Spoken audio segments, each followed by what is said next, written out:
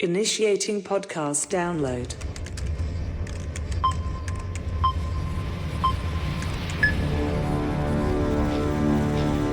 Prepare yourself.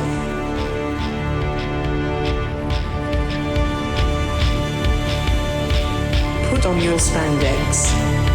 Lace up your boots. Wrap your wrists. Hide your razor blade. Head to gorilla position.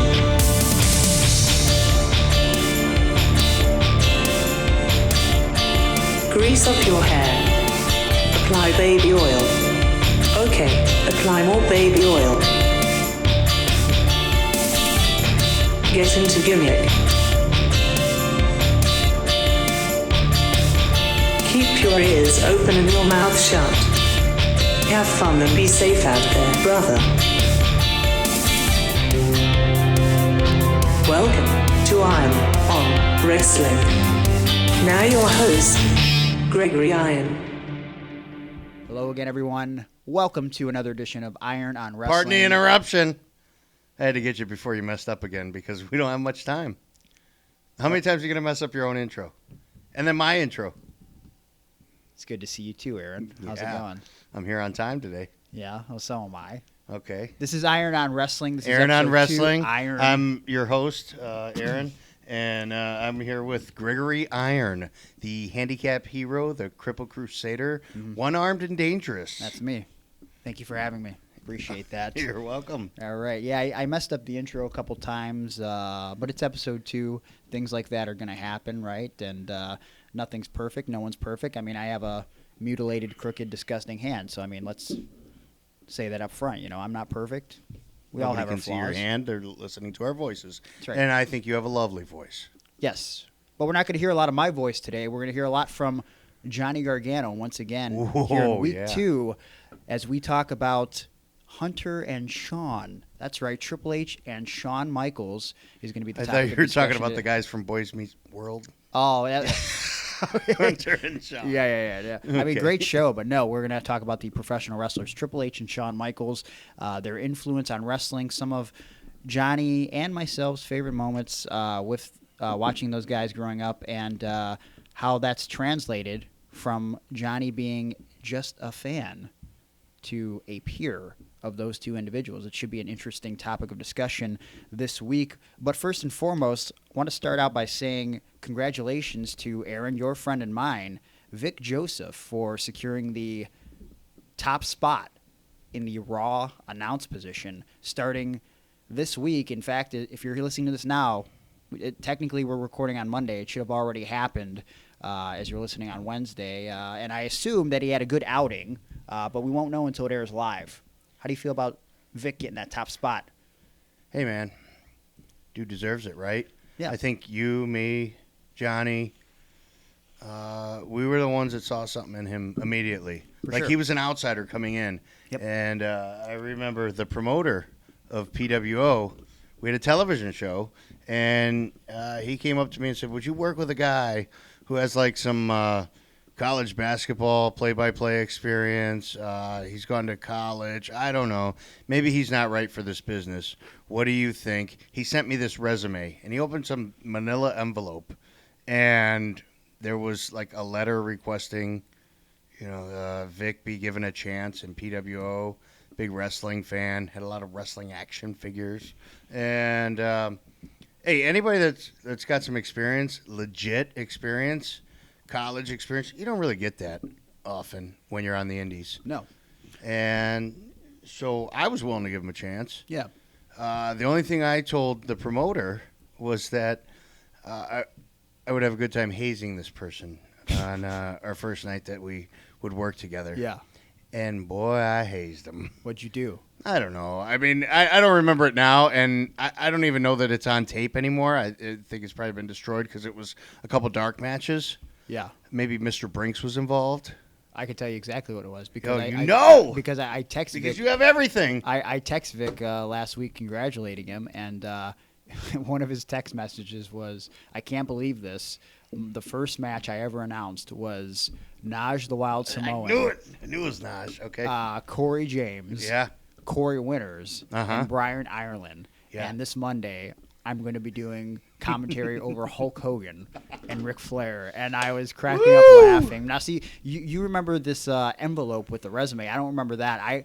I do remember being with Johnny and the promoter when he got the email. Right. And he showed us the email from this Vic guy where he claimed to have a legitimate background in sports and everything. And I can't remember if he was working at the radio station locally at the time, or if he was working with the Cavs or the Browns at that point. He did some real life stuff. He was doing some But yeah, he also went to 92.3 The Fan, which is the big sports radio station, highest radio station here in Cleveland. Yeah, and so I don't know what he was doing at the time exactly, but I know it was something really legitimate. And so he emailed Wally, the promoter, just looking for an opportunity, and I distinctly remember Wally going, "Fuck this guy! He doesn't have any wrestling experience." And I was like, "What do you mean?" Like, and he's just like, "I don't know who he is." I'm like, "Wally, he has a legitimate background. Like, you should probably give him a chance." And like, Johnny fought for him too, and we didn't even know who he was. But just the fact that like you had actual credentials in the broadcasting field should like lend something to a TV show on Sports Time Ohio. I mean, that's what he was trying to do: announce for Pro Wrestling Ohio on Sports Time Ohio. I mean, that's pretty professional. So, basically, like, me and Johnny pushed to give Vic a chance, and had we not, knowing Wally and his sometimes ignorance towards things like that, who knows if Vic would have got a chance on the show. But what I appreciated about it was Vic had this legitimate sports background, but he didn't want any money. He just wanted an opportunity, because as much as he loves the Browns and the Cavs and the local sports team, he's always had an undying passion for professional wrestling, and that definitely shows through with what he did in Pro Wrestling Ohio and later Prime Wrestling, and now, of course, after working through House of Hardcore and becoming friends with Tommy Dreamer for a long time, he made his way into the WWE, and look where he is now. I mean, they technically count 3 other human beings as the lead announcer of Raw in history: Vince, Jim Ross, Michael Cole, and now Vic. I mean, what a strange thing, right? Isn't that weird? It is, but at the same time, after I worked with him the first time, and I hazed him a little bit, and whatever, ribbed him on commentary. Yep. He took it all in stride, and he remained the most professional person that I've ever worked with. I mean, I'm not saying he was my favorite. Yeah. I still love Joe Dombrowski. Joe's great. But I knew Vic had that thing where he's been to school, he's been to college, he's worked on whatever he was taught at those places. So he had that kind of polish. But also, because he was such a fan of pro wrestling, he still knew things to look for in a match and what to call, something that was like maybe like a spot that was in an important part in a match. Because a lot of times indie wrestlers, they don't tell you what to look for. You go out and search, and then they go, "I don't know, just make sure you tell them I'm from Tampa, Florida, and it's hot in Florida." Yeah. My name's Hobo Joe, so I'm a hobo. Yeah. Yeah, but what's your finish? Right. What's the backstory? You know what I mean? Right. Like one thing that I remember that I always carried with me that like Stone Cold said in a documentary one time back in the day was he was talking to someone like Mark Jindrak or something, and Mark Jindrak was questioning why he wasn't getting over, and the first thing Austin said was, "Well, do you have a relationship with Jim Ross?" And Mark said no, and so then Stone Cold said, "Well, there's your first problem. Like if you don't tell the guy who's basically writing the lyrics to the music you're making, like you have nothing." And I always remember that getting into wrestling. It's like it's that important that you have that relationship with the commentator so he can parlay that story for you as you're performing. Right. I never understood. I mean, a lot of guys, they don't see the importance in that. They don't take that kind of time to explain that to like an announcer. If you're lucky enough to be someone that's on a wrestling television show, regardless if it's WWE, NXT, AEW, or something like what we were a part of, PWO, you're not going to get sold for, advertised for, as much as somebody that comes up and says, here's my move. It's called the dumpster dive. Yeah. I, do this, and that's why I'm a hobo, or whatever, Well, even handicap parking is my move. Yeah. I use that because I'm the handicapped hero, and I'm handicapped. Yeah, it's all got to make sense. So Right. even as far as like, you weren't the play-by-play guy when you were working. You were usually color, and you were usually making fun of me. But like we had a relationship, and you knew my backstory to where you could properly make fun of me as a heel commentator. Yep. You know what I'm saying? Like that in itself was important too, because you were getting my story across in another way, and you did that for so many other guys. I liked always saying things like, you shouldn't be out there in the wrestling ring. Yeah. Which normally you shouldn't say that about somebody. Right. But then you pull off a succession of 4 or 5 moves, Uh-huh. and then I have to stop and go, okay, well, maybe he should be in wrestling. Yeah. But what if he gets hurt? Or, and it was always something that, since I was a heel commentator, like it could come back onto me. So, bravo to you and anybody else who ever like talked to announcers ahead of time. And Vic, what I was saying about him was he took the time, he talked to people, and even if he didn't get somebody to delve into like their personal backstory, if they didn't know it, whatever, he was able to come up with something. And if he wasn't, he was able to leave it to me, who could come up with something. Sure.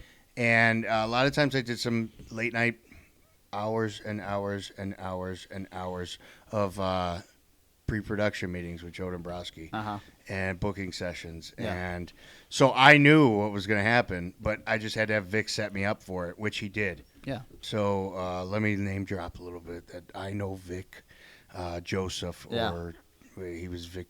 Yeah. You can't pronounce his last name. Very, very long last name. But congratulations to Vic. And love you, Vic. Any young wrestlers out there, if you're listening to this, if you take anything away from this episode, if you work with any type of wrestling company that has any type of production or commentators, form some sort of relationship with them and let them know what your story is so that they can parlay that to the viewing audience, especially in the world of streaming where everything's on like independent wrestling TV now and things of that nature. It's very important. And you never even know what's going to come up on a YouTube clip. Yep, absolutely. Something that's going to get hits. I want to go on to another subject, something that I saw going into the weekend that I thought was very interesting. I guess interesting to say the least, for lack of a better word. So I was scrolling through Twitter, and I came across a match that was occurring this past Saturday on a show for a promotion called Pro Wrestling Circuit. The match, the main event, was between a man by the name of AJ Steele and Simon Sermon. Okay. And before I tell you what the match is, I just want to read to you a little bit about the show via a Facebook post that the promotion created. In 2 days, this was 2 days before the event, Pro Wrestling Circuit is proud to welcome the talented Diana Michael, who will be making her Pro Wrestling Circuit debut as a new ring announcer and voice of PWC.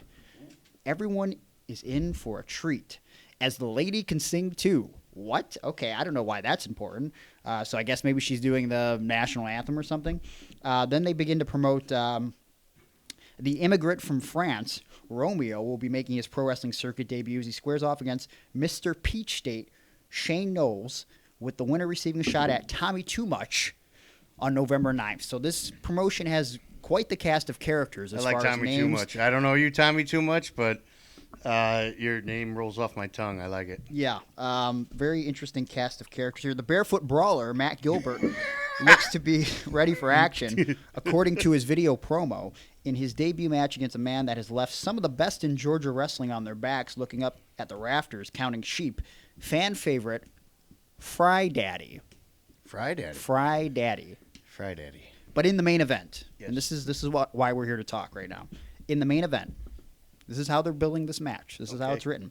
In the main event, with 3 exclamation points, in a never-before-seen match, and I think we're going to figure out maybe why in a second, a first ever held anywhere in the world,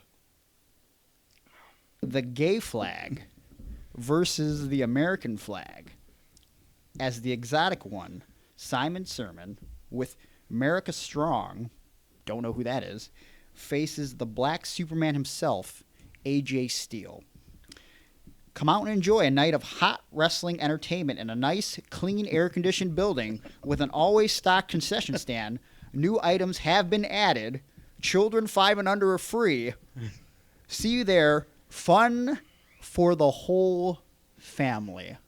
So this family-friendly show Yes. has an advertised main event of the American flag versus the way they dub it, the gay flag. And I feel like in 2019, and really in any period, you probably shouldn't be building a match like that. And I don't know the story. I've taken a look at the flyer, and I'll post the flyer to the Iron on Wrestling social media so you guys can get a grasp of what kind of talent this promotion might be working with or lack thereof. I don't know the situation. But I just feel like maybe in 2019 you don't promote a match like that. Like, what impression, maybe I'm wrong, what impression do you get when you hear that on top in the main event they're doing gay flag versus American flag? Because I feel like it's... So let me ask you this. Is it a flag match? It's a flag match, yeah. Okay, so it's a flag match. So I would imagine like you're going to have to climb the turnbuckle and proclaim your respective Get flag. your flag, and then you beat... So, like, I remember in AIW, there was a faction called the Latin Crime Syndicate. Okay, yeah. Okay, so AIW wrestling superstar Jerry, you are familiar with? Yes. Okay, before he was Jerry, he was somebody else, whatever. But he got attacked by the Latin Crime Syndicate, and the gimmick was they would put their flag over him after they beat him down. Sure. And then he turned Puerto Rican. Is that really what happened? Yeah. I don't remember that at all. He got beat down. Come on. And then the flag was draped over top of him. And then he left. They carried him out with the flag over top of him. And the next event, he came out as whatever his name was for, you know. Wasn't it like K Fernandez? Oh, K Fern. Because he was K Fernandez. Because he was a Kevin Federline ripoff. Yeah. Okay. And then he became... I wish you guys could see my face right now. It's he was K Fed. Now he's K Fern. Yeah. K Fernandez. Uh-huh. Because the flag got draped over him, got taken to the back, and he turned Puerto Rican. Turned heel in Puerto Rican. Now And this was 2008, 2009, somewhere around that time period. Real foggy time Just for just me. to give you to give you an idea of what time we're talking about. So, here. like, we've seen stuff like this, though, before, where, like, I think, like, Scotty Riggs got beat up by the Flock, and then, maybe they put their symbol on him or something, took him to the back. The next week he came out, and he was a member of the Flock. Sure, but just that's... Riggs, not Scotty. Okay, so there was, instances like that. I think Brutus Beefcake got beat up by the NWO before. Yeah. He came back as the Disciple. Well, here's the thing, though. Like, I don't know who they're trying to portray as the bad guy or the good guy. Like, I can't tell. I tried to look at a couple posts from the respective individuals competing in this match, and I couldn't really gauge, like, what they're going for. I just think my thing is, like, are they trying to represent this? Like, I mean, I think you shouldn't be representing it in general as American flag versus gay flag. It just sounds wrong. But I also think it gives me the impression that it's America versus, Gays. the LGBT community. Right. And I think that's very messed up. Like, I feel like you shouldn't be doing that, especially at a show where in the post you're promoting it for fucking children. Like it's unbelievable to me. Like, that this Bring place your would do kids it. out and have them gay bash. Yeah, you don't want Is that what it is? I don't know, and maybe somebody from this promotion needs to get a hold of you. Yeah, Don't get a hold of me. Get a hold of Greg. Yeah, I don't know if that's the right thing to be doing in 2019. Like, everyone should be accepted as equal, and I understand that in wrestling there are pro wrestling storylines, but I just feel like maybe there are some subjects that perhaps you shouldn't touch, and maybe if you do, you should do it in a more tasteful way. Like, we couldn't say, like, the pride flag or something. Yeah. Like I thought pride you know flag what I mean? immediately. Like, I thought, gay flag? Yeah, like, what's that? It just sounds like... Because I know pride flag is something that gay people are proud of. Yeah. And it's called the pride flag. Right. From what I understand. Yeah. And, full disclosure here, I kind of knew we were going to get into this topic today. Okay. So I did a little research. I talked to some people in the LGBT community. Uh-huh. Got it. And I don't know. Nobody seemed too offended by this, but maybe only because it was like it's wrestling. Maybe because so it was so these people absurd. aren't wrestling fans, Yeah. and it's so absurd. Yeah. So some of those people, yeah, they aren't wrestling fans, so that they weren't too offended by it. And then I also talked to Colette Aaron, who's I used to work with in AIW, and she says that it's interesting, but it's nothing too upsetting. And Simon is actually a dude that's gay, and it's just going to be another match in just Georgia wrestling. And yeah, I could see that, but and I'm not offended by much, but it seems like a lot of people, especially fans of professional wrestling, are offended by a lot of things in professional wrestling anymore. Yeah, well, I mean, I think that's the society we live in. Like, everyone wants to be like the knight in shining armor, and right? The White Knights. Yeah, and just like you can't do or say anything without being like, I'm sure someone will construe what I'm talking about right now. Yeah, we're gonna get sort heat. of negative way. Like, I'm not doing that whatsoever. Like I said, like, I think everyone deserves equal rights, and I just found it a little. I was caught off guard by the idea that they would build this match in such a way. What do you guys think? What do you guys think about the billing of U.S. flag versus gay flag? I'll post the flyer on the social media. Check it out. Let me know what you guys think. Maybe I'm wrong on the situation, and maybe I'm trying to think. This is comparable to a couple years ago with when now dubbed as the Soul Taker. Kind of rolled onto the internet, dubbed as the N-word taker.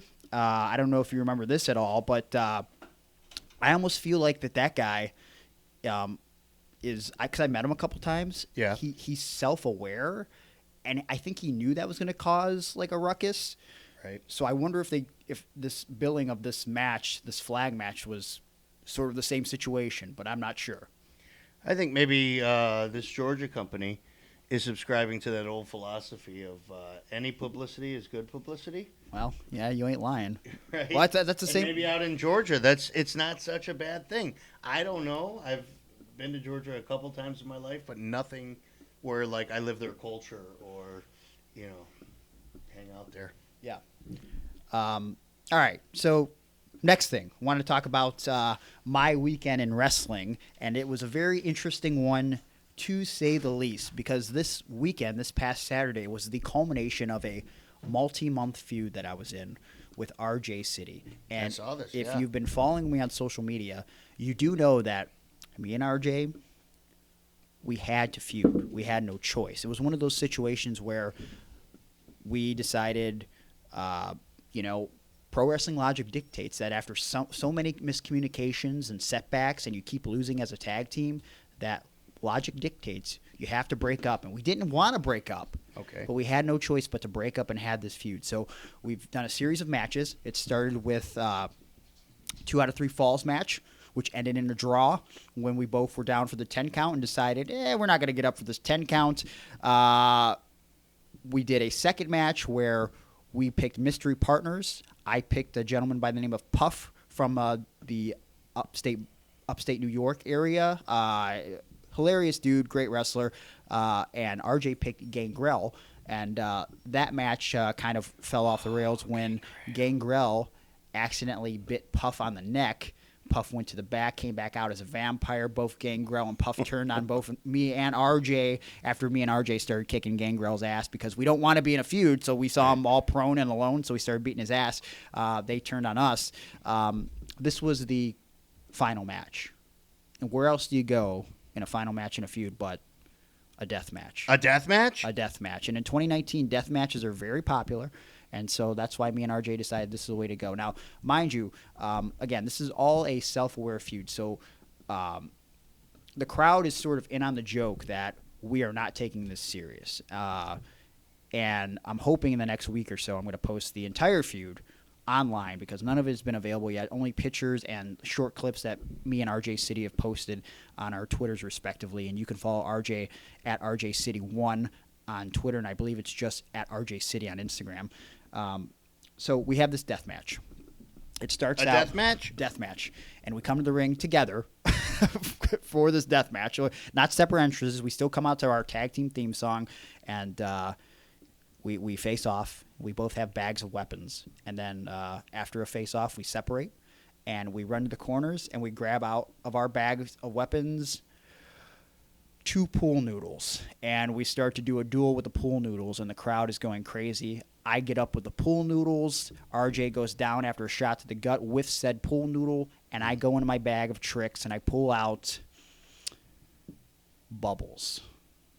I just had a little container of bubbles, and as soon as I lifted my hand with the bubble gimmick in my hand, the crowd's going crazy for it because they're like, oh God, no, he's got bubbles, and I blew bubbles in his face like it was like mist or something, and the crowd's just like going ballistic, right? And so I do that to his face twice, and then I go into my bag of weapons and I grab out a pillow. Oh yeah. And as I turn to go hit him with the pillow, RJ had already beat me to the punch, and he grabbed a pillow out of his bag, and he cracked me right in the gut with it, and I went down. Yeah. I went down hard, and as I'm going down, he hit me in the back, and that was worse. But I wasn't prepared for what was next. Did you take an unprotected pillow shot?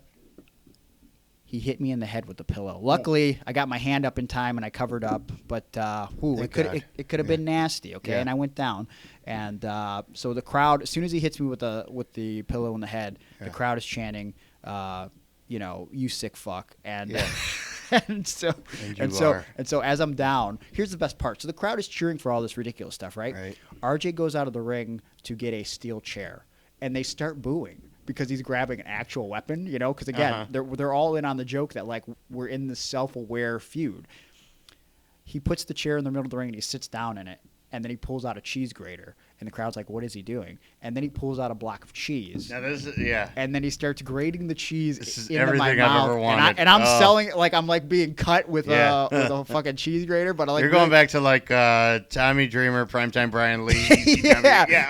But like the cheese is going into my mouth, and the crowd again is like, you sick fuck, you sick fuck. Yeah. And then RJ stands up, and so we're trying to be serious and keep straight faces while all this is happening. And I'm looking towards the hard camera while I'm selling on the ground. And then RJ says, he looks at the ring announcer, he says, "Give me the table, the whole table." And then he looks at the crowd and goes, "I am crazy." And the whole crowd's like laughing. And I had to turn away because I'm starting to crack up because I'm like, this is the stupidest thing I've ever done in my life. So he brings in this table, and then he pulls out a tablecloth and puts it on the table, and then we do a marshmallow exchange where he like winds up a marshmallow like he's gonna punch me in the face, but then he slowly puts it in my mouth, and I take a nibble of the marshmallow, and the crowd pops, and then I pull out a marshmallow and I wind it up and I give him a nibble, and then he gives me a nibble, and then I give him a nibble, and then nibble to me, and then he jams the whole marshmallow in my mouth, then another one, and then it gets worse.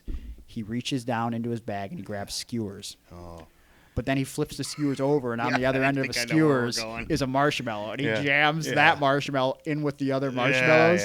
And so I start choking on the marshmallows, and so then he has to give me the Heimlich maneuver. So then I spit out the marshmallows, and I shake his hand, and I go, "Oh, thank you so much for saving my life." And then we have this moment where we're like, oh shit, we're in a feud. And so then we stand off with each other, and then RJ's like, what do I do? And he's like, and he goes into his bag. He's like, you know what? I'm going to block you on Twitter. And I said, oh, you son of a bitch. Two could play at this game. So I went in my bag and I pull out my phone. I said, I will also block you on Twitter. And the crowd does not want this to happen. And so we do it at the same time. We block each other on Twitter. We both fall down to the mat. The ref checks our pulses, goes over to the ring announcer. Ring announcer announces, ladies and gentlemen, I've just been informed that Gregory Iron and RJ City have died. And so the lights go black. Me and RJ roll out of the ring, go to the back. They put a graphic up on the screen, wrestle in peace. RJ City, Gregory Iron, real black. Wait, so R.I.P. and it's there's no W in wrestle? Right, wrestle in peace. Yeah, I can see that. They start playing Sarah McLachlan. Oh, my God, I was going to sing that. I swear. In the Arms of an Angel? Did you guys do it in the Arms of an Angel? No, it was I Will Remember You. Oh, I Will Remember You. Even better. Yeah. And so we had this Sarah McLachlan. We had this thoroughly planned out. And so 10 bell salutes happening. I think around 8 or 9, heel tag team comes out, tag team champions comes out and interrupts the 10-bell salute because they're just dastardly bastards. Now, mind you, RJ and I were heels. Yeah. And we started doing this self-aware feud, and we were already getting cheered, but the cheers have just been through the roof now. Right. So the heels come out and interrupt the 10-bell and say it's stupid. Yeah. They go into their tag team title match with the guys that they're scheduled to face, and about a minute in, the ring announcer goes, I've just been informed that there's a third team involved in this match. Lights go out. Don't Like tell me. Nightmare on Elm Street music starts playing. Oh, no. Me and RJ come out with sheets on us dressed as ghosts, and the crowd starts laughing, right? And Aaron, I swear to God. So I had the music edited. Yeah. So we got up on the apron where we're standing there, and the creepy music's playing. And then the lights come up at the exact moment that Heaven is a Place on Earth starts playing. Oh. And Belinda Carlisle? yeah, and Yeah. dude, we threw off the sheets, and I fucking swear to you, dude, it's the biggest pop I've ever had in my wrestling career. And I was like standing there like stone face, Yeah. and like looking at the crowds like out of my peripherals, like them Right. standing and cheering. Yeah. And like I think it gets tossed around too much. Like when wrestlers are like calling matches or talking like, oh, we had a moment there. Yeah. Like it was a moment. Yeah. And I was thinking to myself, well, when this segment's over, I might as well just retire because Right. there's nothing I'm gonna do better. Like I felt it. I Yeah. felt it in that moment because the crowd was so up for us throwing off fucking ghost sheets. Yes. Like it was insane. So then we go into this tag match and it lasts like 4 minutes. But at the end of the match, now they're specific when the tag match starts. The announcer says, any person could pin another person to win the tag title. So the two other teams that are in this feud brawl off. And I had taken a big move. So RJ comes to check on me. He's like, Greg, are you okay? And puts his hands on me as I'm laying there. And the ref kind of shrugs his shoulder and counts 1, 2, 3. And then very confusedly, like we get announced. And the announcer announced it the best way. He goes, ladies and gentlemen, your winners and losers and new tag team champions, RJ City and Gregory Iron. And so we just had like these confused looks and the crowd standing ovation. Yeah. I mean, it was How could you not? it was so dumb, but like that kind of puts you like where wrestling is in 2019, like where like I think if it's good and like you really sell your ass off with it, if you yourself believe in it, and I think that applies to any time in wrestling really, but I think like the perspective has changed of like what can work in wrestling, right? And the fans are more in on the joke. Like it just proves like where you can take wrestling and like how creative you can get to it. Because when we started this feud, in the main event was Ultimo Dragon. Yeah. This was like 3 or 4 months ago, and I'm not saying this to like be like a dick or whatever, but our segment was more over than Ultimo Dragon. Right. So like, what does that say about like? Characters in wrestling and like, investing in a storyline. It was a pretty incredible moment last Saturday. Did you see any of this on my social media? I did purposefully did not look at your social media when I saw that you were posting this because I wanted you to present this to me right now, right here, right now. In front of all these people. In this very living room. I mean, studio, expensive studio. Very expensive studio. It was. I wanted this to be real, and I wanted to be like organic, and like I didn't want to know anything ahead of time. Yeah. So I would scroll past. Yeah. It was a moment. And also, it's important to note that for the death match, I came out in ridiculous deathmatch attire, and I wore shorts that I bought in the women's department of Walmart, and a Katy Perry shirt that I cut into a tank top because I figured New Jack would wear like a Tupac shirt. So why don't I wear a Katy Perry shirt? And I tied a bandana in the front of my head, and I took really aggressive looking photos holding a pool noodle and a pillow, and it was just super badass. Then Sunday, I wrestled for Alpha One Wrestling once again at a flea market in Oshawa, I believe it was, and had a sweet little match in front of the crowd there. There was a couple hundred people at this flea market, actually, outside, and it was me and a guy by the name of BMD versus Mark Wheeler and Holden Albright. We had a fun little 20-minute match and really just killed it. All the dudes at Alpha One are super talented, and there's so many guys that wrestle in Ontario that are grossly underrated, and there should be a lot more eyes on them. And I believe that show is actually going to be available on Independent Wrestling TV. So if you don't have Independent Wrestling TV, check it out. I believe you could subscribe to it and get 20 days free by using a promo code Alpha1. And I believe that's something you should definitely invest in. But as far as my week coming up, I got a big weekend ahead of me this weekend, starting October 4th, this Friday night in Hagerstown, Maryland. It's going to be for Big Time Wrestling.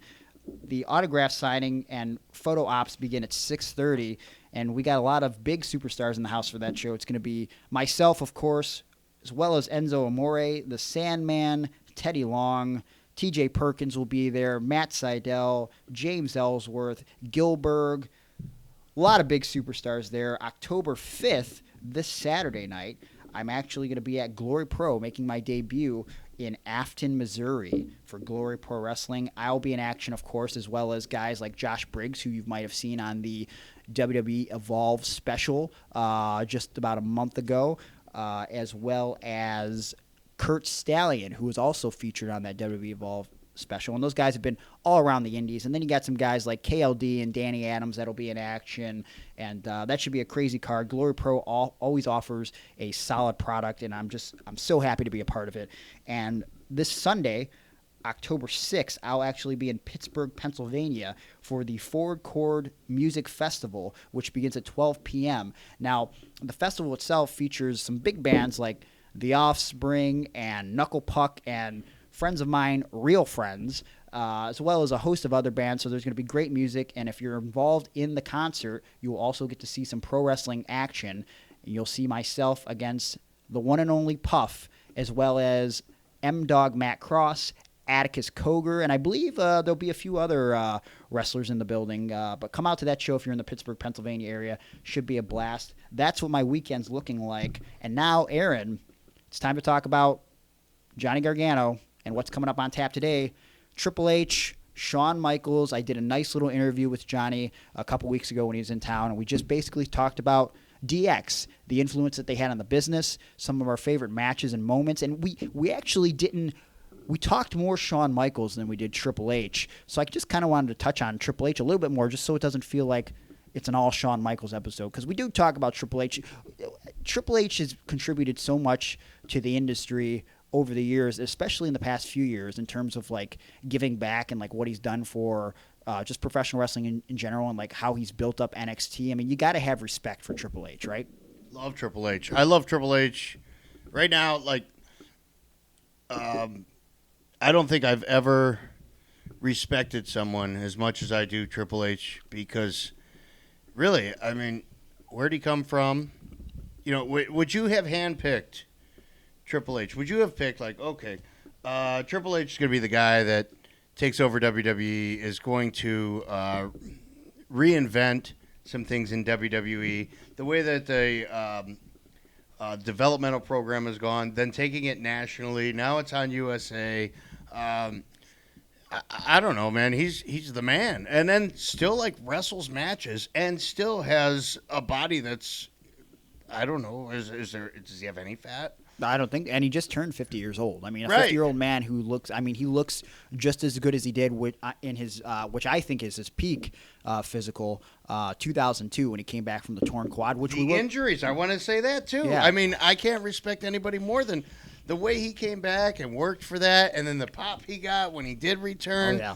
And I'll never forget. It's a Beautiful Day. You two. We talk about that, me and Johnny. Do and you? we Oh, I actually love that. if you continue to listen, which I'm sure you will if you came this far, you'll actually hear what Johnny Gargano thinks would be his return song if he got an injury and he came back, and you're going to be shocked by what he picks, because it is stupid.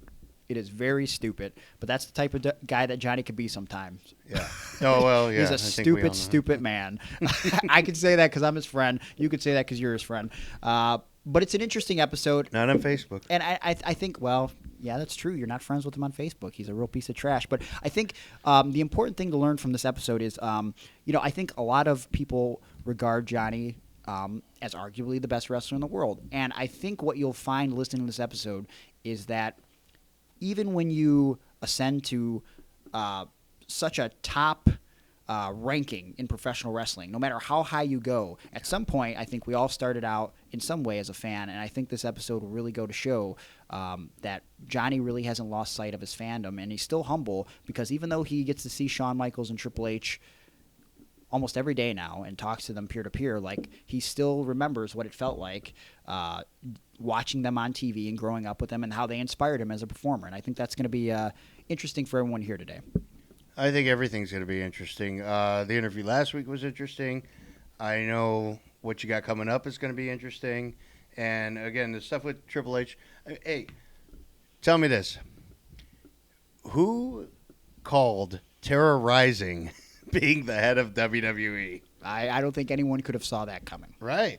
But Let's listen to this interview. let's get to it. Here's what's coming up now. Johnny Gargano, Gregory Iron talking Triple H, Shawn Michaels.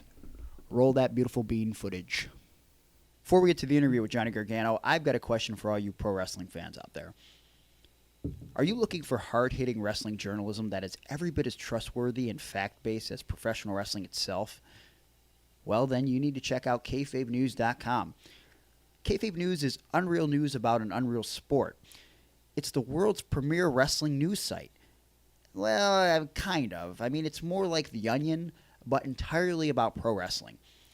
I mean, you've surely seen some of the headlines. Hogan tells brother something. Cena visits injured self in hospital. Or, of course, Lashley brashly lashes back at Backlash as a mismatch of trashy squash matches. They've even written a story about yours truly defeating Brock Lesnar for the Universal Championship at an indie show in Cleveland. And I gotta say, it's probably going to come true someday. But enough about me. I strongly encourage you to check out and read all of the stories over on kayfabenews.com.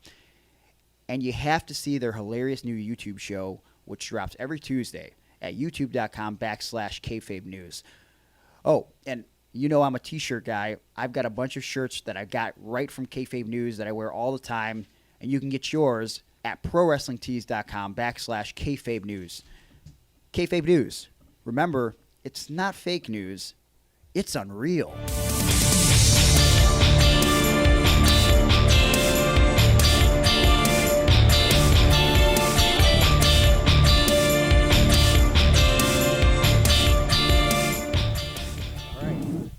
Okay, today is September 3rd, 2019. Johnny, do you know what yesterday was? September 2nd, 2019. That is technically correct, but it was also technically the day, and I know this off the top of my head, that Triple H was awarded the World Heavyweight Championship from Eric Bischoff on Monday Night Raw in 2002. Cool. Well, I mean, that's a terrible segue to set up that the topic of the day, which we're going to discuss. Discuss is a word. Triple H, Shawn Michaels, D-Generation X, our favorite moments, matches, and maybe a little bit about your relationship with the two individuals. How do you feel about that? Okay, I guess you kind of ambushed me into doing this podcast, so I guess we're kind of just good. Okay, first and foremost, I didn't ambush you. Ambushed. I Straight up ambushed. I informed you well in advance. I guess, I mean, you texted me about it, and then you're here, and then you set up your podcast equipment, and you said we're recording a podcast, so that's I mean, that's almost the definition of ambush, but... That's how I operate. Oh, I know. I've known you long enough to know that by now. Okay. Well, You also cleaned the upstairs out because when everyone saw you cleaning, they're like, "Why is Greg cleaning?" I was like, "Because he's setting up his podcast equipment. That's why he's cleaning." Well, yeah. I mean, what else am I gonna do? I'm gonna That's set up true. in the kitchen. There's a bunch of cats Yeah, running that's around. true. You want the cats all over the podcast equipment. We're at a different location now because we were at my house in Orlando, but now we're in Cleveland, We are. so it's a different location. You're kind of stuck here for the next week. Yeah, the whole hurricane thing kind of threw a wrench in our plans. We were going to go back last night. When you asked me originally about the podcast, I was like, "Oh, we're flying back." Yep. Last night, and then we didn't, obviously, because of the hurricane. So yeah, we're stuck here now. Yep. So now you have no choice. Yeah, now I have no choice to do this podcast. Yesterday we went to St. Rocco's Carnival, though. Yes. That's a long-standing tradition in the Lower West Side area of Cleveland, Ohio. We actually both individually went to St. Rocco's Carnival as children. I actually went to St. Rocco's school. You went to That was the my actual school, Yeah, yes. I didn't have that experience. I went to a terrible Cleveland public school, but St. Rocco's was a tradition for me and my family, and it was your family's tradition as well. Yeah, because they have this amazing event called the Greasy Pole Climb, where they lube up a pole, telephone pole, and grown men have to climb it. and reach the top. They formed teams to accomplish this feat, and yeah, I mean they've done really well in booking it the past couple of years, because 2 years ago a man actually fell and injured himself horrifically. Which I've been waiting for a long time. We've been waiting. This has been going on for like, I feel, forever. Since we the used to dawn talk of about time, it. this Greasy Pole Climb has happened. Yeah, we used to talk about it. We used to say, man, like, what if someone fell this year? Like, this year's going to be the year, right? And then it was 2 years ago. 2 years ago. We were there, and it was one of those things. I know for me, in the moment, watching it, when the guy fell, and he was pretty far up there, it was almost surreal, because of like, wait, that guy just fell off the greasy pole for real. Yeah, and now this year, they had we missed this, but we heard about it because it made its rumblings. A team climbed and touched what they were supposed to touch, but apparently they're supposed to hold on. There's a discrepancy in the rules, so they thought they won, but they didn't. So there was a big controversy yesterday, and there was a big fight apparently that broke out. Almost a fight, yeah. So yeah, that's this year's shenanigans Well, I with think the it's, Greasy Pole. it's important to mention that usually the look and the feel of the Greasy Pole teams, to kind of give you a visual of what these individuals that look like they may be fighting over, which I guess it's important to mention. There is a cash prize. Yeah, I think it's what, $2,500. I think it varies. Like if no one gets the money at the top of the Oh, pole yeah. that specific year, It rolls prize, over to the next year. Yeah, the prize increases. So I think the year that we watched the guy fall, it had been a few years since someone had actually won the contest. And $1 million was on the it was line. not $1 million. I do think it was like $2,500 though. So this year it might have been $1,000 or $1,500. But the way that these stakes people, are high. very high stakes. The way that these people look, they're not exactly the type of people that you would see at like one of those Tough Mudders, or maybe at a strength and conditioning gym, or they don't look like the athletic team that you would imagine that might sign up for a contest in which you climb a 25-foot telephone pole. No. A little bit. They need it. They need the win. They definitely. They look need like it. they need the win. They Their life depends on it. If you've ever been to the Lower West Side of Cleveland, West 25th area, there is a very interesting group of people, several different types of group of people. It's interesting on West 25th because on one side of the street, you could see a bunch of hipsters and, big glasses, tight pants, listen to some, alt-rock music or some weird punk rock music. On the other side of the street could be, a crackhead. I mean, to say it bluntly. Yeah. And some of these Greasy Pole Climb contests attract the ghetto, very ghetto, closer to the crackhead type of individual, and it's an interesting contest to say the least, and it's something that you don't see very often at the modern day carnival, I guess. No, it's a St. Rocco specialty. Yeah, I don't know of any other place that actually does a Greasy Pole Climb. I mean, I still don't know to this day how it's allowed. I don't either. There's no pads. There's Nope. no mats. Nope. The guy that fell It's off. very unsafe. The guy that fell 2 years ago broke his leg. Yeah, I mean, I'm surprised someone hasn't died yet. from And this there's Greasy still Pole. no additional protection on the ground, despite this happening. So it's a pretty So yeah, make your way to Cleveland, Ohio, to watch the Greasy Pole every Labor Day weekend. Labor Day weekend, Yep. around between 12 and 2 o'clock every year. I don't know. Yeah, what we time. never know what time it starts. I think it varies, but it's an interesting contest. But okay, that being said, so that's been the last couple of days. You're stuck here. You went to the Greasy Pole Climb with me, and now you're in a situation where you have to do a podcast. Yes. So, Shawn Michaels and Triple H, Uh-huh. arguably as individuals and as a unit, one of the most influential teams of all time. D-Generation X, right? Yep. Shawn Michaels, I believe, was it 3 or 4-time heavyweight champion. Do you know off the top of your head? Wait, so he won the initial one, then he beat Sid again for it, and Yep. then he won the one in the Elimination Chamber. So I'd Yep. say 3, right? No. Well, hold on. No.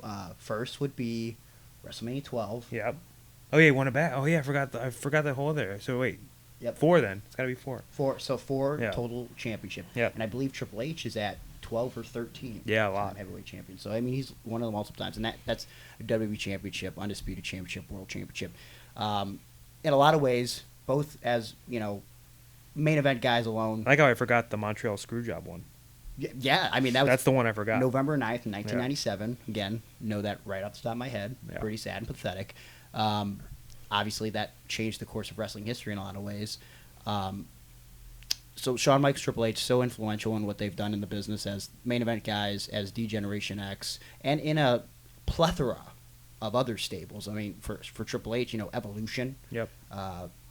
Created a lot of top guys out of that, like Randy Orton and Batista. So basically, their influence, including the Clique. I mean, you got to talk a little bit about the Clique there, and their influence on the industry behind the scenes and on the camera. Let's start with Shawn Michaels. Obviously, your all-time favorite wrestler. When you look back at Shawn Michaels, is there a specific look or era of Shawn Michaels that sticks out to you as your favorite version of Shawn Michaels? And when I say that, for example, when I think of Hulk Hogan, my favorite look of Hulk Hogan would be 1990 Hulk Hogan, red and yellow, full bandana, not where it's showing his balding head, Hulk Rules bandana, WWF Championship, Winged Eagle era. Sometimes he would alternate, like WrestleMania 7, he wore that American flag bandana. Thought that was really cool. Is there a specific outfit or time frame of Shawn Michaels that appeals to you? Yeah, I think 1996 Shawn, obviously, for me. 95, 96. But also, for some reason, the one that sticks out the most to me is the mirror outfit that he had. Well, I feel like he had a lot of those. Yeah, but there's one in particular that I'm trying to think of in general. But I also really like the D-Generation X DX gear he had for I believe he wore it at the DX pay-per-view. Yes. Against Ken Shamrock. Yes, December 1997. Yeah, so I really like that one as well. Obviously the WrestleMania 12 gear. That's one of my favorites as well. Yep. Obviously, because I also tried to duplicate it in a sense in my TakeOver New York gear, where I had that same gold and same silver as a little homage to him. Where was it at specifically? Because most people, I don't think that would stick out to most people. I think they would just notice that the Iron Man theme. Yes, and there was an Iron Man theme, but there was also an Iron Man WrestleMania 12 theme. So, I mean, there's more than one Iron. There's the Iron Man match that Shawn Michaels competed in and wore that gear in, yep. but also the Iron Man Marvel character. But it was on my sides. It was the gold and silver fabric that I specifically said to have that for the homage to WrestleMania 12. The boyhood dream coming true. So much so that we were just at main event that the new there's this arcade bowling thing where you have a zip line, and I zip line down to the WrestleMania 12 entrance because that is in my head the defining moment of my childhood is WrestleMania 12, Shawn Michaels' boyhood dream coming true, winning the championship. That's the definition of why I became a professional wrestler. And I think that match, for a lot of guys our age, especially ones that became wrestlers, that was a heavy influence. Shawn Michaels, obviously, but Bret Hart, too, influenced a lot of guys to grow up and pattern that style and that type of wrestling. Where do you stand as far as the quality of the Iron Man match? Because I find as the years have gone on, some people are torn. Some people say how it's arguably the greatest match in WrestleMania history. Some people say it's okay, and some people think it's just incredibly overrated. How do you stand on that? I mean, I'll always remember it. I'll always watch it with the little. I believe I was 8 years old at the time, with my 8-year-old eyes. I'm not gonna try to overanalyze it. I think wrestling fans and people in general try to overanalyze things too much. I'll always remember how it made me feel, and for that reason alone, it'll always hold a special place in my heart. Shawn Michaels, obviously, in my head, is the greatest of all time. So, I mean, as far as the Iron Man match goes, I'll always remember how I felt watching it and how important that match was to me. So I'll never look at it as anything less than that. Is there a Shawn Michaels match over the course of his, I think it's over 2-decade career, that you look at that people don't talk a lot about, that you feel is grossly underrated? Because for me, I think, I guess I'll say first and foremost that I think when Shawn came back in 2002, he really reinvented himself, and especially as the years went on, around 2006, 7, 8, he really started adapting new moves that you wouldn't expect. It was almost like he was watching a bunch of independent wrestling stuff. So what stands out to me as a match that no one really ever talks about is Shawn Michaels versus Randy Orton, and I believe it was Survivor Series 2007, and the stipulation was that Shawn Couldn't use a super kick. could not use the super kick. Yeah. Because he had returned from a leave of absence. He came back and he just kept knocking out Randy every week with the super kick. So they instilled that stipulation onto the match. And he was doing things in that match like, I believe, I could be wrong. Did he pull out the reverse figure 4 in that one? I think he did the reverse figure 4. Yeah. I know that he did the crippler crossface, Yeah, which was the he did first that as time well. that had been used for a long period of time there. And he also did MMA elbows, Yeah. which, we hadn't seen on WWE television. Like, we knew it from, I believe it was from Bryan and Nigel McGuinness, right? Is Yeah. that the match that happened? I mean, Bryan used was those. using Bryan it all used the them time, all the time. but that's yeah. where that gif came from. That was pretty Yeah, Bryan famous used at them the all the time. time. So, Shawn really reinvented himself in that era, in that match, specifically the finish. And I think I can speak for both of us where, and anybody who's ever watched any of your WWE stuff knows that you are big on storytelling, Yeah. right? And I think that's a big influence from Shawn. And I think the best part that makes that match stand out to me is going into the finish out of instinct. Shawn goes for the super kick on Randy Orton, and he stops because he knows if I super kick him, I'm not going to win the WWE Championship. And in that moment, there's like this brief hesitation, a look from Randy to Shawn, and then boom, RKO, 1, 2, 3. On paper, very simplistic finish, but if you really look at the depth and the layers of that, like it's a great finish and an underrated match. Yeah, I agree. I think Shawn really was the one that started kind of instilling, as he himself likes to call it, Shakespeare in his matches. And like, you kind of pick up on that a lot especially when he came back. But it's just, I know for me personally, like for my big matches, like we're talking like Pro Wrestling Ohio, Resolution sort of days, and even Dragon Gate USA and things like that, I always tried to instill some sort of memorable story moment that goes outside of wrestling in my sort of things. And I did that before I even got to WWE, before I started even working with Shawn and things like that. That was just always something I've been drawn to, just because I think it's different and it's just so unique. But yeah, he's the king of doing that. I guess for me, like, it's not underrated, but like his match with Mankind from Mind Games is always, I think it doesn't get as much talk as it should. I know it started resurfacing a lot lately, but I think that was always like something that was like, I remember just being blown away by that match when I was a kid. But yeah, so underrated matches, I guess that's always the one that sticks out in my head, is my go-to. Just because how, like, I just remember Shawn running and jumping off the chair and doing a super kick while Mankind was on the top rope, and that blew my mind when I was little. Yeah. But yeah, but to go back to the Shakespeare and things like that, like, Shawn he's the king of that. And like now, like, luckily I get to do it more in my matches, and I kind of get to go to him and say, like, hey, what do you think about this? How does this feel to you? And things like that. I feel like I have the ultimate Rolodex in my back pocket where I have the best wrestler of all time on standby if I need to have a question or if I have a concern about anything. Two of the best wrestlers of all time, honestly, with Triple H and Shawn.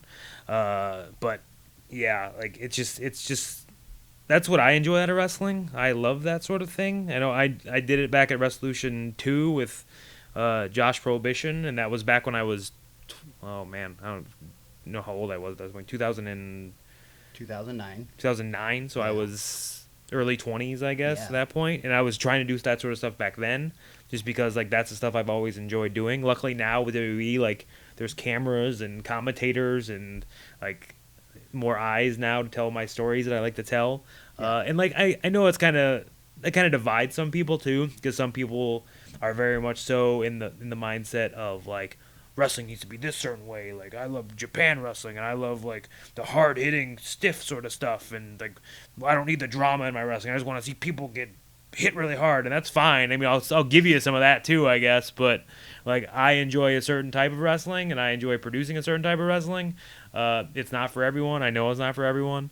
But I like my wrestling to be like a movie as opposed to just wrestling being for wrestling's sake. Yeah. And I I think in this day and age, we've kind of created this, I think NXT as a whole has created this unique kind of style where, like, you kind of get the crazy PWG style of match, but you also get the storytelling too. You get this sort of thing too. Like, I feel like, especially with takeovers, it's such a, it's a cornucopia of different styles and matches and things. If one thing doesn't have what you like, the other thing will, and things like that. So, like I said, I think, like, there's different types of wrestling, and for me, that's the Shawn style, the Shakespeare, and the theater has always been what I've been drawn to. Yeah, I mean, you make a good point. I mean, I think in general, wrestling is very subjective.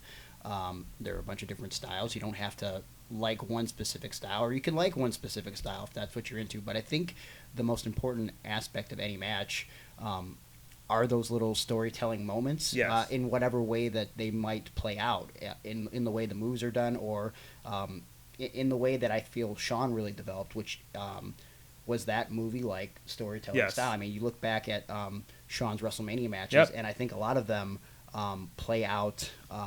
The most memorable parts of them aren't necessarily the big dive onto the table or the super kick at the end. Or And that's the thing, he still gave you that. He still Yeah. gave you the backflip on, which is nuts, by the way. For I sure. tell him, like, all the time, that's freaking nuts. The Asai moonsault onto a table where no one's there, or the moonsault off the top with no catch down to the floor, like, Yep.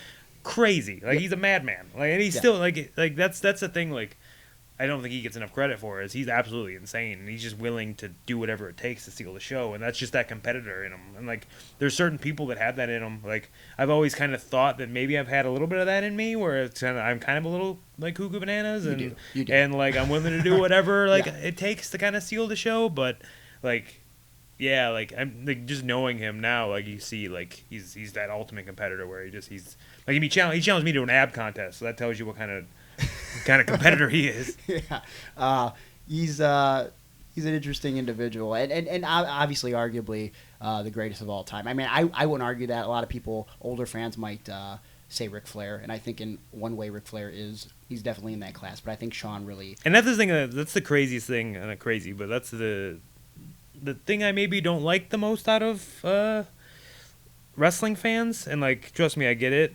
But like, I don't like when people are so adamant and so passionate about one thing that they feel the need to tear down another thing for that sake.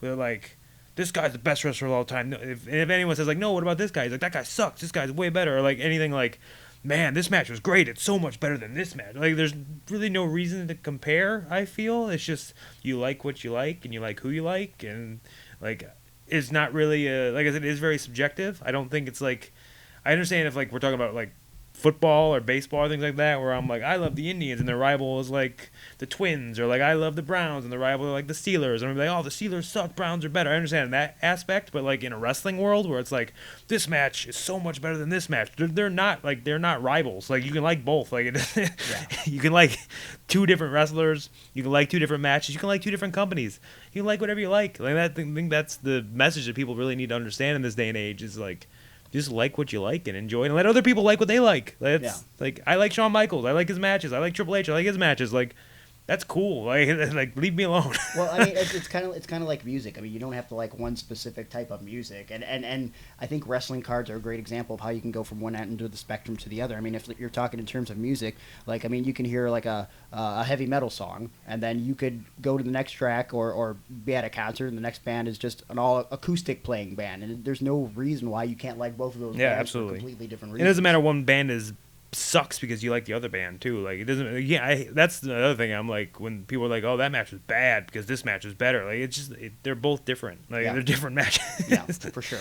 When we talk about Shawn Michaels, how he created so many great matches, and specifically, he's known as Mr. WrestleMania.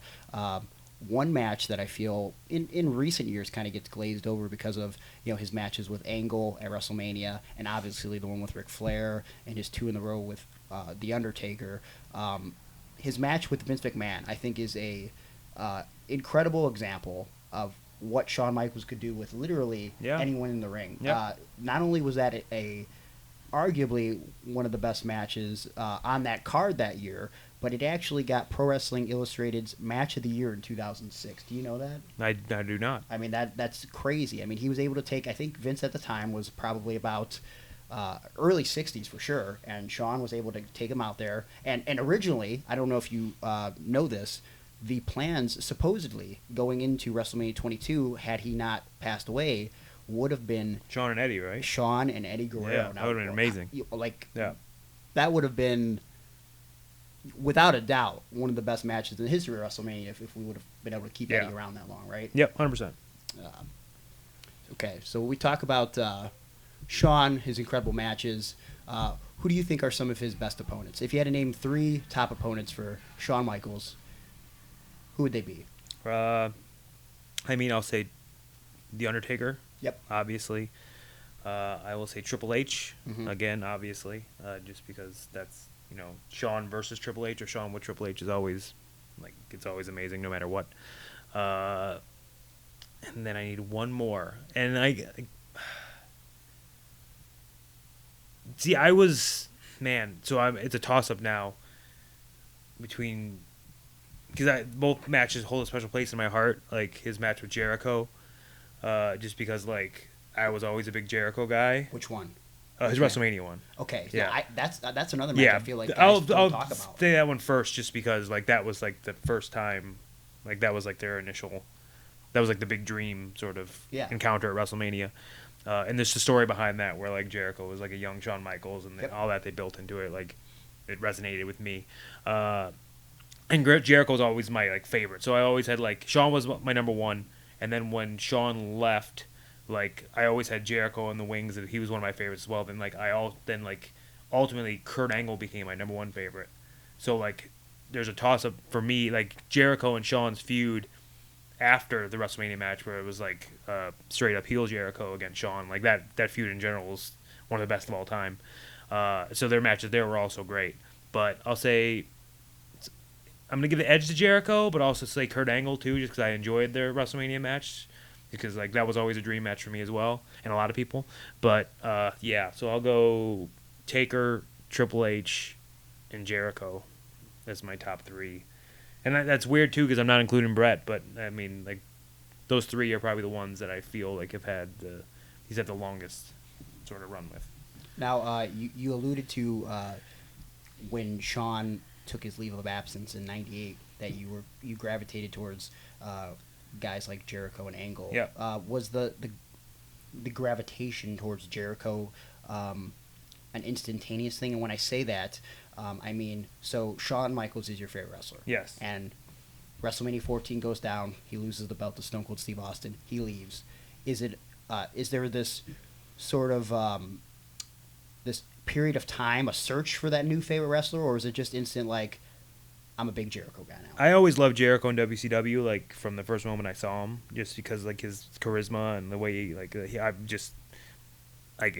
Jericho's work in WCW is one of my favorites of all time. Just the backstage skits he did, and just what he worked with, the stuff he did with No Direction and just on his own, just making something out of nothing. That's what he should get the most credit for. Is just he's able to reinvent himself all the time and always able to just be so creative. So his work in WCW was always a favorite of mine. So I always liked Jericho, but Kurt Angle slowly, as the years went on, became my number one favorite. I don't know why, something about him. I've always been a fan of someone who doesn't take themselves too seriously. They can go in the ring. I've always been attracted to the workhorse guys. I've always just no matter what, the little workhorse guys have always been my favorites. Just probably because of who I am and who I turned out to be, I guess. But I've always been a fan of someone who could show their comedic side as well.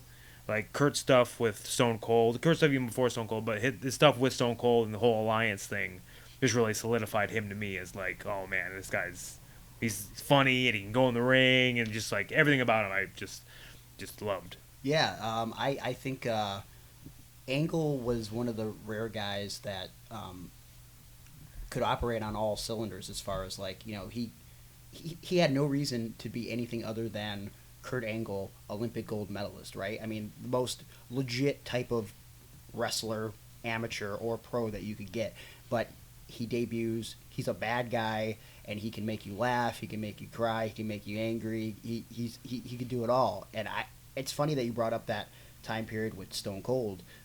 I actually, talked to Steve about his late 2001 run as a heel and how he had some of his best matches, maybe in my opinion, the best matches of his run in the company with Kurt Angle in the summer of 2001. Yeah, they were great. I yeah, mean, like fantastic. SummerSlam 2001, they did the deal at Unforgiven that year where Angle won the belt right after 9/11. I mean, I think that, again, people look at Austin's turn at WrestleMania 17 and they go, well, that was the wrong decision. And I think Austin, of course, if he could turn back time, thinks that he would never have turned heel. But I think that brought out a depth to the character. See, like I think it was the right idea. I think it was just the wrong place. Like to do it in Texas, obviously. Yeah.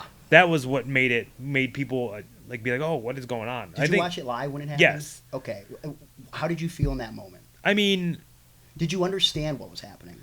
I understood the fact that Stone Cold was joining forces with Vince McMahon, and that was a bad thing. It wasn't good. But were you you got that 100%? Because I'll tell you how I felt. I watched it on a videotape the next day because I didn't have cable. I bought it off of a kid at school for $5, and as I'm watching that match, I was so confused because of the Texas crowd. Yeah, that was the thing. They were cheering it. I'm like, Yeah. okay, and I sat there waiting for. And obviously, I heard Jim Ross on commentary. He was putting over the, he sold his soul to Satan, and there are some Latin music playing in the background right now. I don't know if you got to pay for that up. song now. But you get the rights to it on this podcast. Oh God! So JR's putting everything over on commentary, and he shakes Vince's hand. Austin does, but I'm waiting for the stunner. It doesn't completely sink into me that Stone Cold could ever possibly align with Vince, even to the point where when it went off air, because the crowd was so adamantly for Austin, I remember thinking, so Stone Cold's a bad guy? Yeah. It wasn't until I tuned into the show that night, Monday Night Raw, that I realized, I guess this is where they're going with it. So, I mean, it's funny because, I guess you look at me and you look at my work, and I'm, the ultimate underdog babyface. But, all of my favorite characters, started as heels, obviously, and they ultimately turned to babyface. I initially started liking Shawn when he was a heel, liking Jericho when he was a heel, liking Kurt Angle when he was a heel. I prefer my Stone Cold Steve Austin. I love his run with the Alliance. I loved him as a heel. The Rock, Hollywood Rock, my favorite as a heel. Literally, I think that just goes.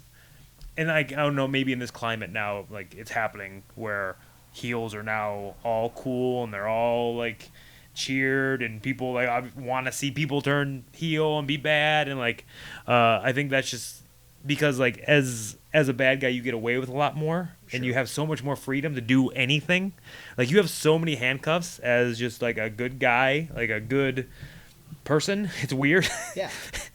But yeah, it's funny because I think going back to the Steve heel turn, his work with Angle as a heel is some of my favorite he's ever done, and that includes his whole run. I think him and Kurt, that whole summer where they just worked match after match after match, it never got boring to me. That was always must see television to me, was Stone Cold and Kurt Angle feuding, and but yeah, so that's always some of my favorite stuff. So when you talked about your favorite feuds involving Shawn, you mentioned Triple H, and that feud doesn't really begin until SummerSlam 2002, which, in my opinion, I don't know if you can recall the rest of the card. I think SummerSlam 2002 is probably to this day the best SummerSlam of all time. I think. Didn't it start with Ray and Kurt? That was the opening match. Yeah. I think that might be arguably the greatest opening match in SummerSlam history. Yeah. I mean, I'd have and to Brock think about and it a little Rock bit. was also on Brock the card. and Rock was on top. Yeah. You also had obviously Shawn Michaels and Triple H, the return of HBK, Eddie Guerrero and Rob Van Dam. Yeah. Or was it? No, I'm sorry. It was Rob Van Dam and Chris Benoit, Eddie Guerrero and Edge. Yeah. Which that led to a feud that went on for the course of the summer, culminating in a ladder match on SmackDown. I think the whole card, top to bottom, was great. But obviously that show, if you don't think of Brock and Rock on that card, you think of the return of Shawn Michaels. As a fan of Shawn, How did you feel knowing that he was coming back?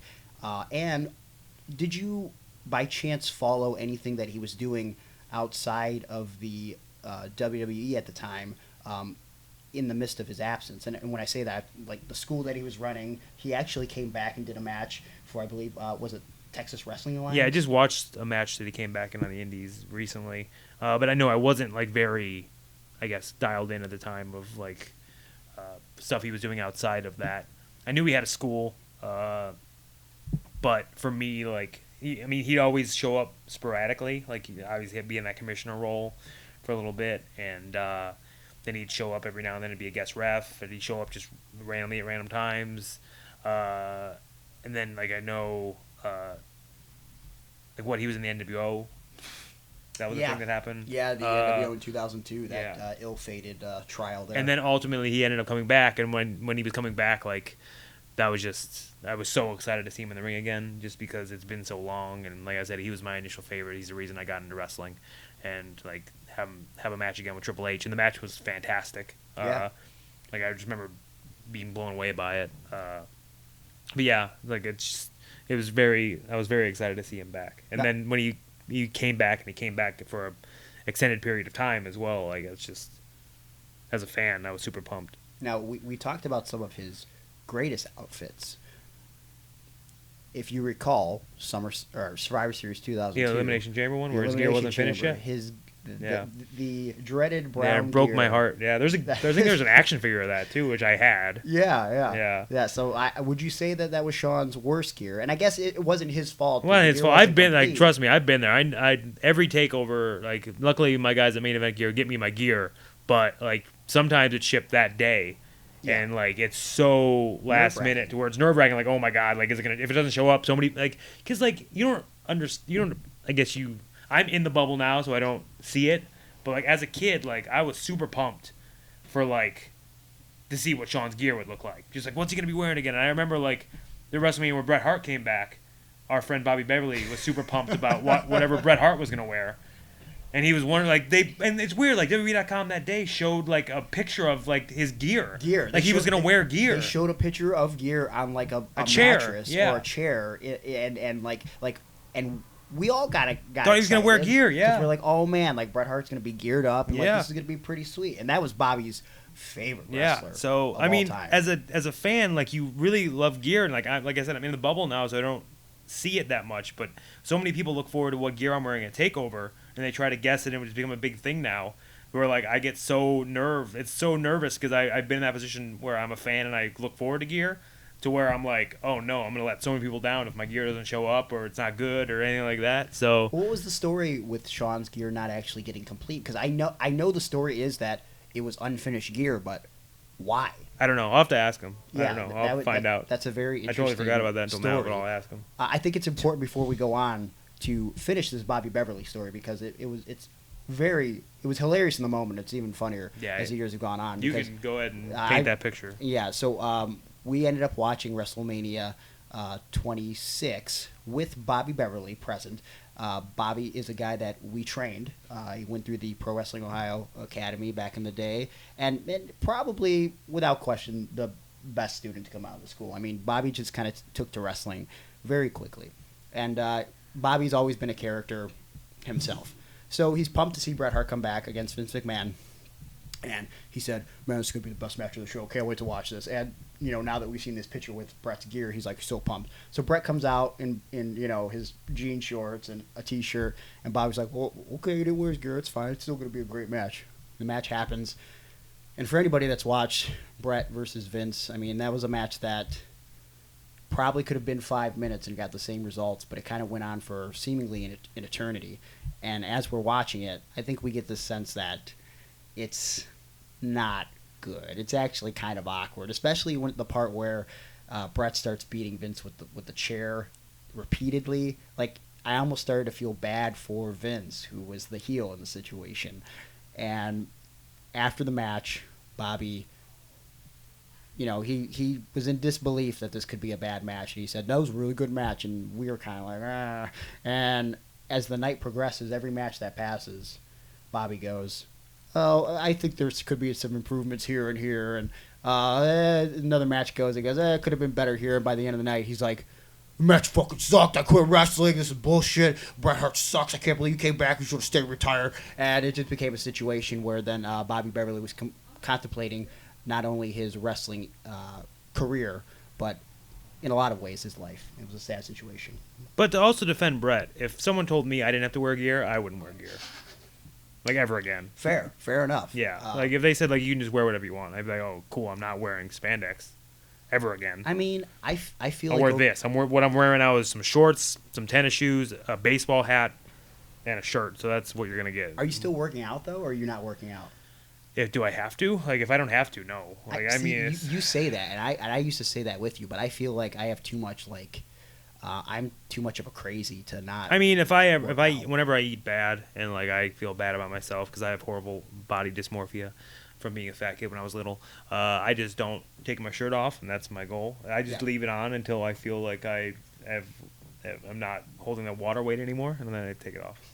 So I just sleep in it and I just keep it on forever. Fair enough. All right, Shawn and Triple H's feud.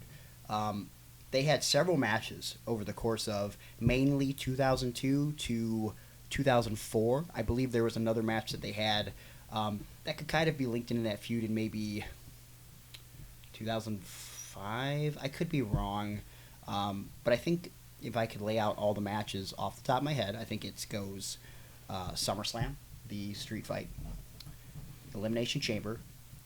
Then they have, which I want to focus on this for a second, again, gets glossed over. A lot of people talk about the 3 Stages of Hell match that Steve Austin and Triple H had at No Way Out 2001. Yeah, but Shawn and Hunter had one as well. Shawn and Hunter had that 2 out of 3 falls, 3 Stages of Hell match at Armageddon 2002 that a lot of people forget about, including Shawn Michaels. Yeah, he, like, just recently he remembered that he had a 3 Stages of Hell match.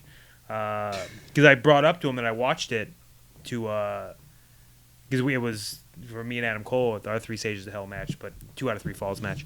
I brought up to him, they're like, oh yeah, I just watched it. You used like barbed wire? And he's like, no, I didn't. I was like, yeah, man, you used barbed wire.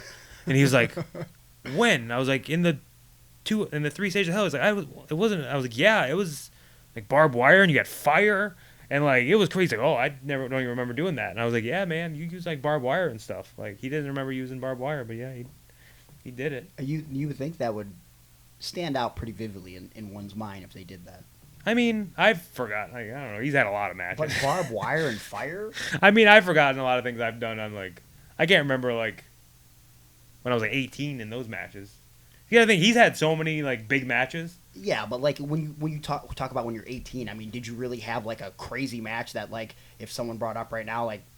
I probably did. I don't remember it, but I probably did. I mean, I had some cuckoo bananas ones, but okay.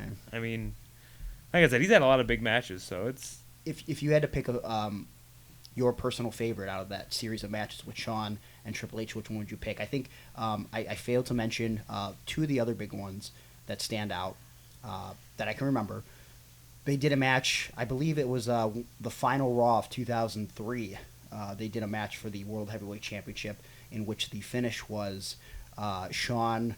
I think he was bleeding everywhere, and he ended up getting the super kick, and he falls across Triple H, and his shoulders are on the mat as Hunter's shoulders are on the mat, and they count the fall, and the crowd goes crazy, and they think Shawn's won the belt, and obviously he hasn't because, you know, all the shoulders were on the mat at the same time, and that helps set up Royal Rumble 2004, Last Man Standing, which is also, I believe, a non-finish. So if you go back and look at their series of matches, is there one that sticks out to you as your personal favorite of the feud? I mean, I think the original one obviously is just for the historical significance of what it had.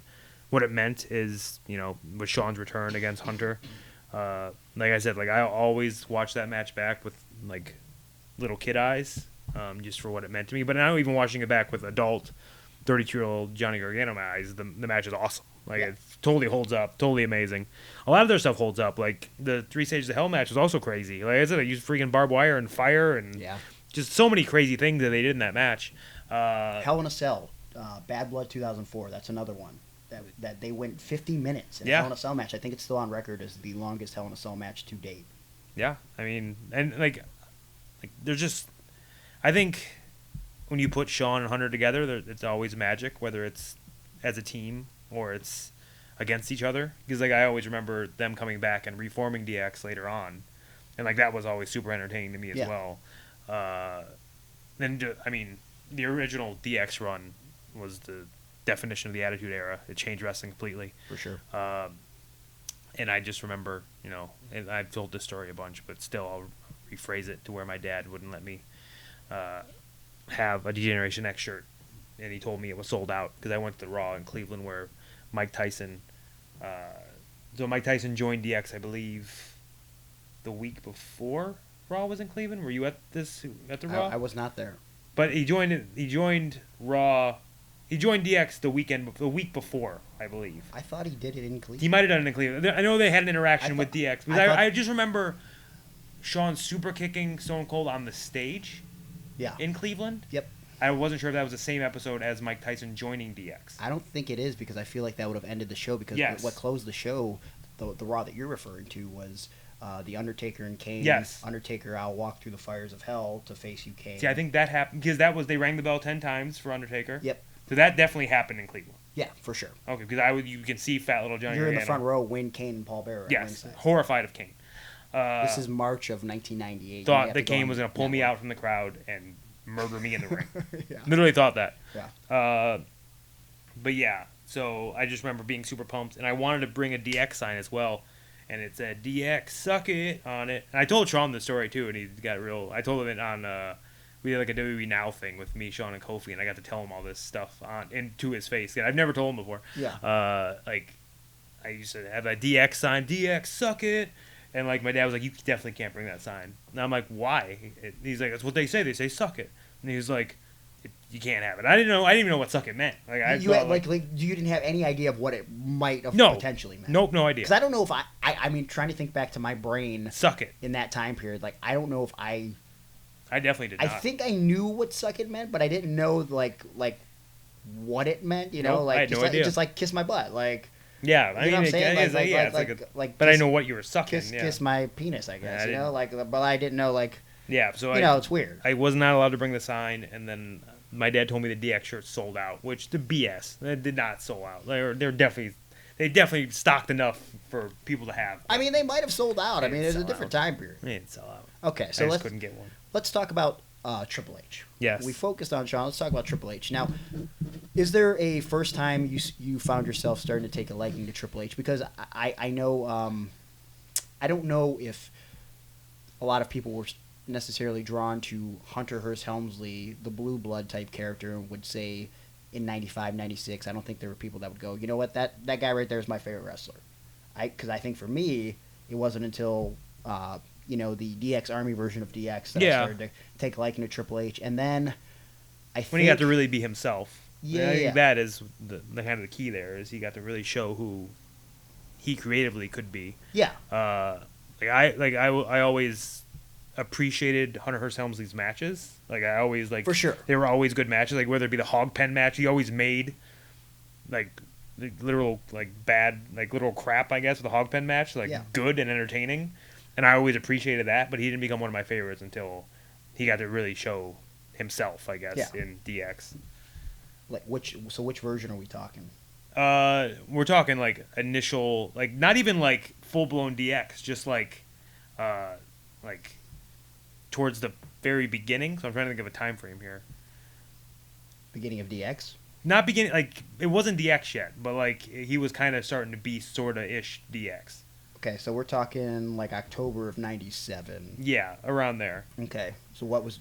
See, was it just the fact that he was buddies with Shawn Michaels? Did that help? No, I think he just carried himself differently. He wasn't the blue. But I also, to be fair, and I really loved Hunter Hearst Helmsley's, not his first theme song, but his second theme song with the I don't know the name of it. I'm not gonna sing it, but it's it's the actual I just remember I told him this too. They played it at the we used to have Olympics in grade school.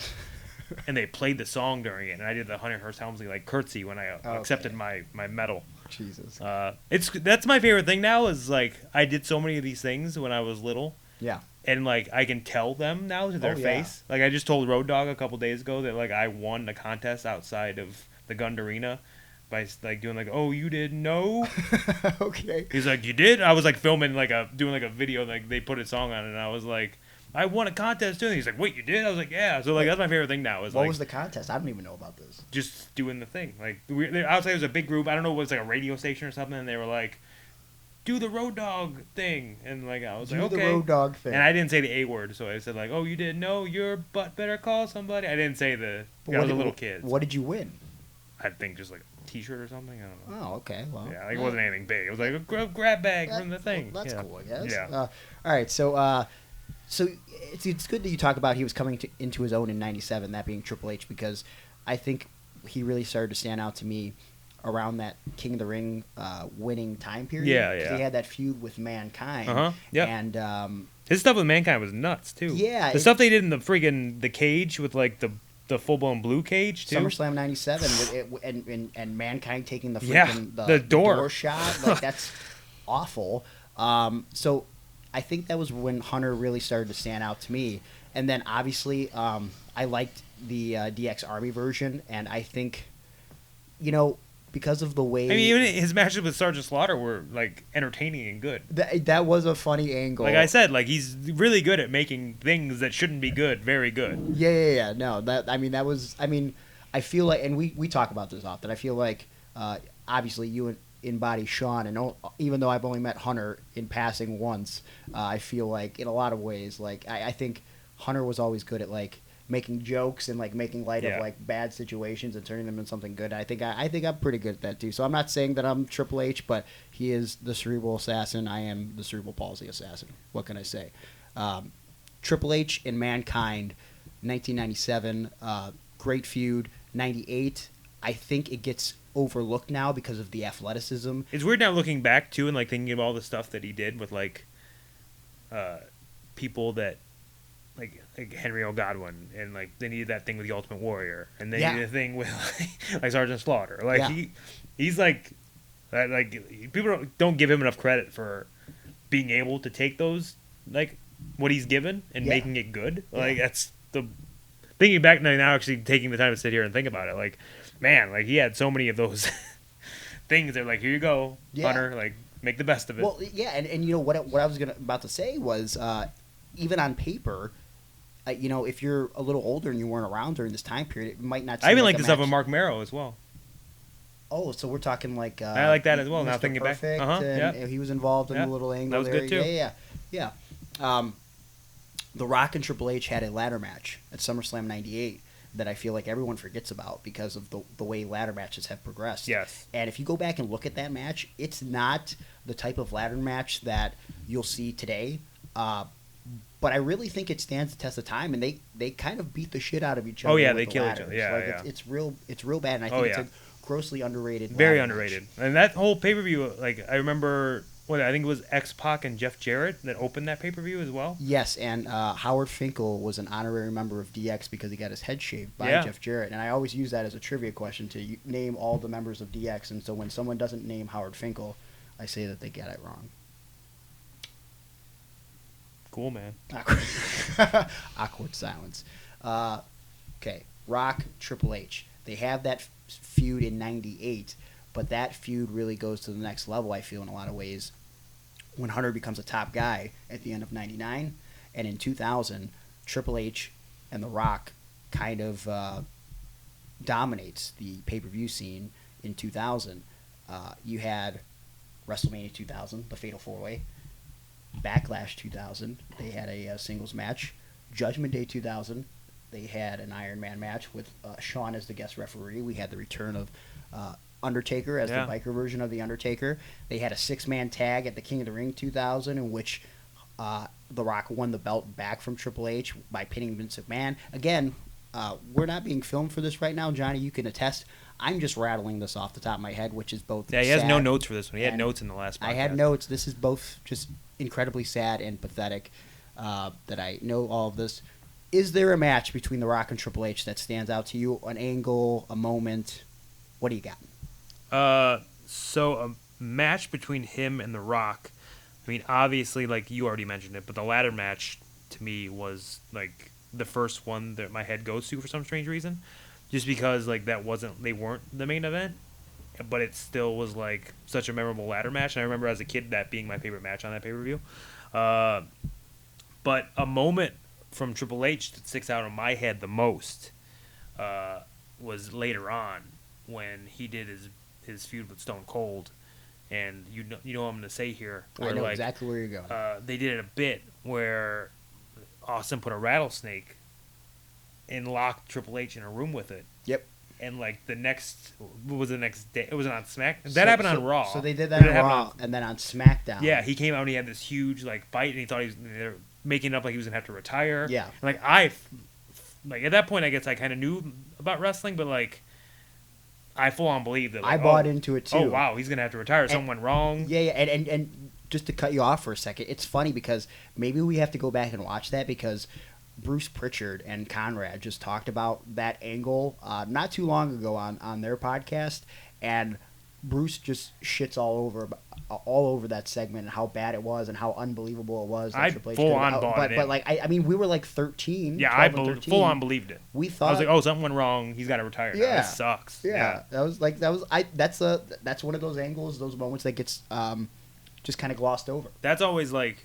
I have certain like things for certain people that like stick in my mind. That always sticks in my mind, and the visual of Hunter swinging that pipe and hitting Austin in the head with it. Oh yeah, always sticks in my mind as well. Yeah. Jeez. Triple H really started becoming that cerebral assassin character. I think in a lot of ways because of his second incarnation of the feud with Mick Foley. I think 2000, January, the Royal Rumble, the street fight between Cactus Jack and Triple H. I think it's probably one of my favorite matches of all time. And I think the follow-up the next month, No Way Out, the Hell in a Cell between Triple H and Cactus Jack, where Cactus falls through the cell. Easily one of the greatest Hell in a Cell matches. What do you remember about that time period of Triple H, that particular feud? I remember him and we'll just say Mick Foley for the sake of being. We'll say like I just remember like they were doing things I'd never seen before. Like I said, like I lost my mind when Shawn Michaels ran off a chair and super kicked Mankind in the head, and then like they were doing some next level stuff with barbed wire boards and like the stuff they did at the cell. Like I also remember being super bummed out when Mankind had to retire. And, yeah, like, he lost his career. They played a Sarah McLachlan song, "I Will Remember You," on Monday Night Raw. Yeah, I was really bummed out about that. Yeah, because their matches were so good, and I was always a fan of them. But yeah. But then he came back for the Fatal 4-Way He did. at WrestleMania. Now looking back, I don't think the Fatal 4-Way at WrestleMania 2000 gets rave reviews. Do you think? And this is something that I've thought about over recent years. It should have just been Rock and Triple H in the main event of WrestleMania that year. And I will do you one better. In my opinion, I think the next month, Rock and Triple H for the championship at Backlash with Stone Cold in The Rock's corner. I think that match was not only better than the 4-Way, I think that should have been the way the match went down at WrestleMania 2000. I never understood, and I'll have to ask Austin next time I see him, I didn't understand why they didn't put Austin in that spot at WrestleMania as opposed to Backlash. I think that Backlash match trumps WrestleMania 2000. See, I understand. I get the story of a McMahon in every corner being like a selling draw as well, though. Yeah, for sure. So I mean, for that purpose, I get the idea of the 4-Way. They did the Vince McMahon heel turn. He turned Yes. back heel. Yep. So the family's back together. Yep. So I mean, I understand for that purpose of putting that story point together. Yeah. But I mean, hindsight's always 20/20. Sure. What's your favorite version of Triple H? We talked about the looks of Shawn Michaels. So my favorite theme song of Triple H is "My Time," without a shadow of doubt in my mind.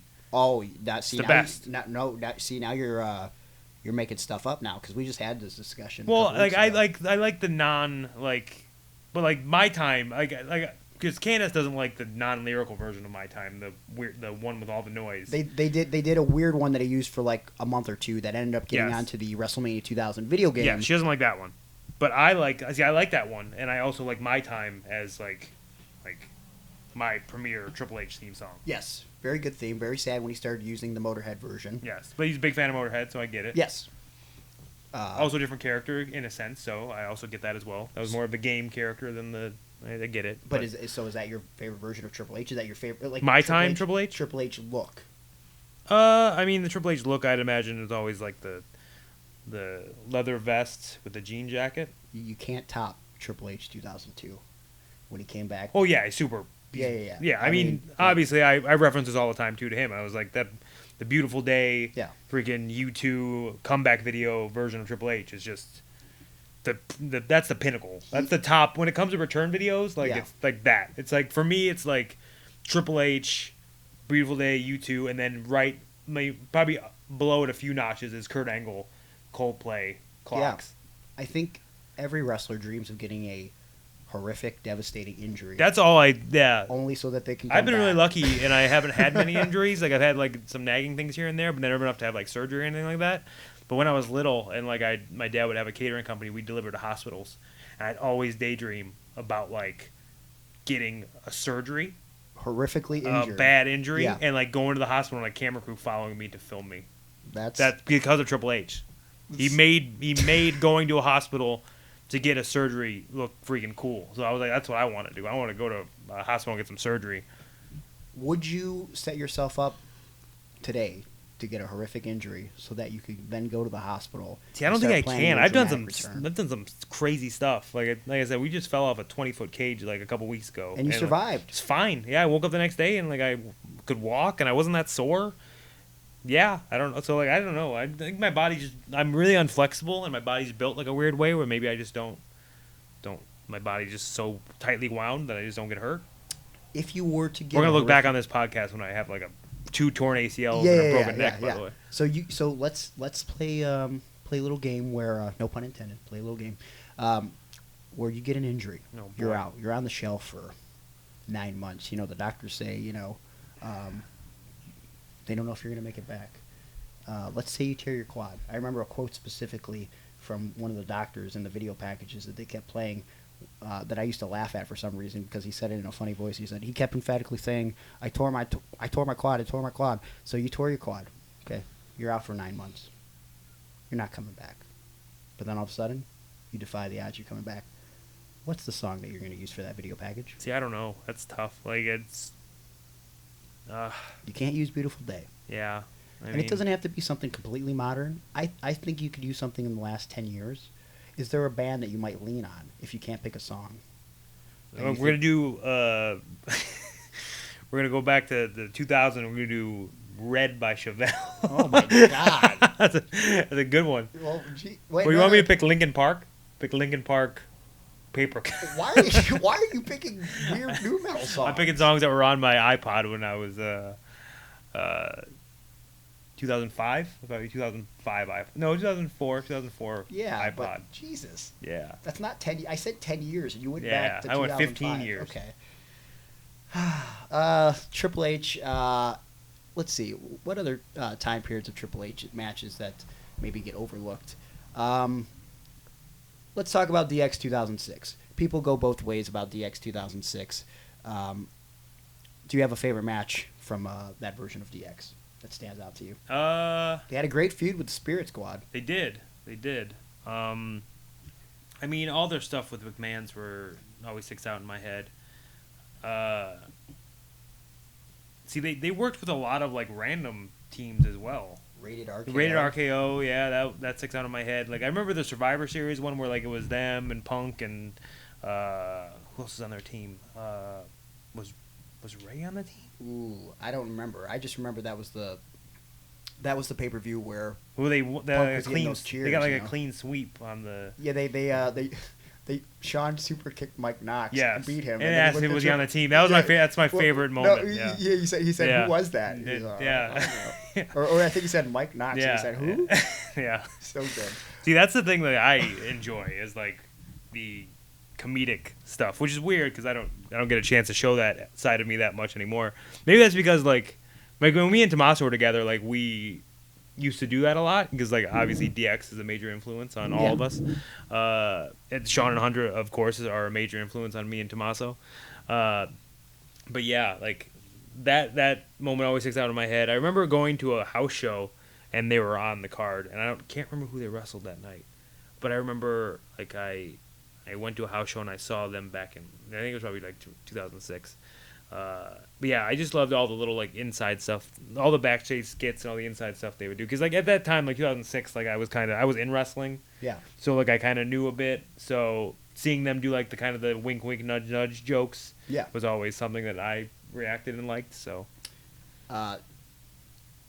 describe to me how your relationship has gone from you being a fan of Hunter and Shawn to now being a peer and a friend, and in a lot of ways those two have now been real life mentors to you. Like what are your first interactions with them like, and how has that grown and changed over the last, has it been 3 or 4 years now? I think it's been 4 I think with Hunter, and then with Shawn it's probably like 3 I guess. It's just it's really weird, and like I said, none of this ever feels real to me. It never feels like real life. Like all the little, anytime I interact with them, it just doesn't seem real. But like I remember the first time I met Hunter, like Candice still kind of is a little shy of Hunter because she hasn't known him for as long as I've known him. But like I remember the first time like Shawn was in the PC, like me and Tommaso ran from him because we were like he was coming down a hallway and we're like, oh no, and we like scurried away just because we were like so nervous. But like now, like it's so amazing, man. Like they're so smart, they're so intelligent, they're so good at what they do. Like their brain works on like a next level, I guess, to when it comes to like just every kind of angle of wrestling. And they also are 2 different people, and they look at things from 2 different sides, which also comes together really well because you get every kind of angle on things. But yeah, just to be able to work with them and learn from them, and like it's helped me immensely. Like. And the fact is they've let me be me. They've let me kind of spread my wings and do my own thing, which is always appreciated.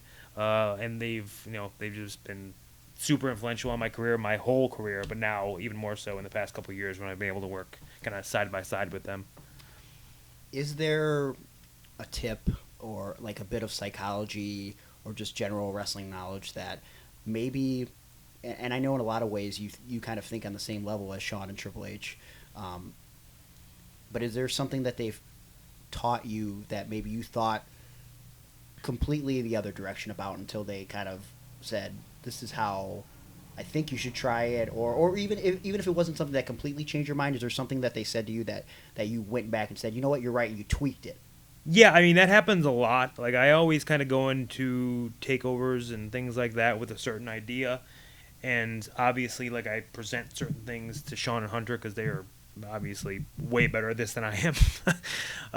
And, like, it just comes down to sometimes I've been doing this so long, and we've all been doing this so long, and we do such, I guess, cool things and such creative things that we totally don't realize how big they're going to come off. So maybe, for instance, we'll have, like, an idea planned for the middle of the match to where we're like, oh, this is just a throwaway idea. We're like, this is a throwaway sort of maneuver or spot idea. They'll hear it and they're like, wait, that's really, really good. You should actually put that later on because that's going to get such a crazy reaction. And we kind of underestimate the reactions because we've been doing this for so long where it's like, that's just something we do on a regular basis. We do this all the time, and that's just something we can throw away. And, like, so sometimes our throwaway ideas are actually ideas that turn out for, like, they make things so much better. Like, for instance, like, the match I had with Andrade, him doing the knees, like, him hitting me with the knees where my head's against the post was a middle of the match idea.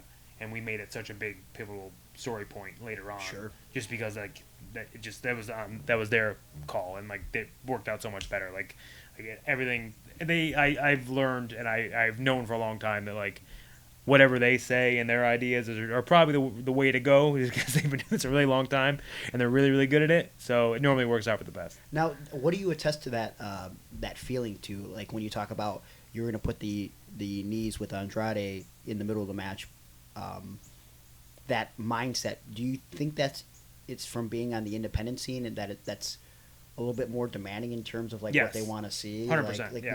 Because on the independent scene, I could see how you would feel like that could be something that you do in the middle yes. and then come with something even bigger later. Yes. Because I remember, going to WWE shows with you or whatever, or watching Raw or SmackDown when we were coming up and thinking to ourselves, and especially being in that live crowd, that atmosphere, and like listening to what the crowd reacts to, and us thinking out loud, like, geez, I wish I could work for WWE and like work this style. Yeah. Because on the indies, you sort of have to kill yourself Yeah, 100%. to get a reaction. And it's almost like,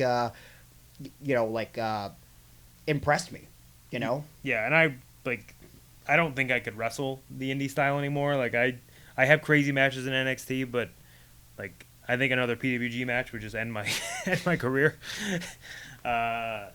Just because like I'm 32 years old now. I've been doing this for 15 years.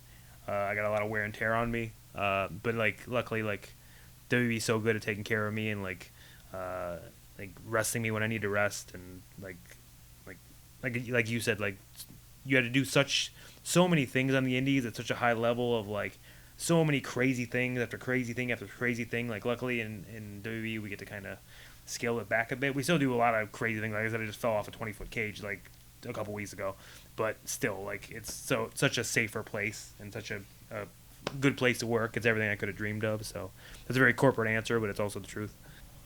I guess let's end this with, we're coming up on the anniversary of your marriage. Yeah. It's going to be, 3 years? Yeah. A couple weeks. It's crazy. Mm-hmm. And you and Candice have been together for, 4 years? Yeah, maybe a little over 4 years. Okay. Going into your wedding, there were some ideas that we talked about that involved Triple H. Yes. Can you divulge Yes. those ideas? Yes, which may still happen. We're not sure. We got a vow renewal we'll do in like 2 more years.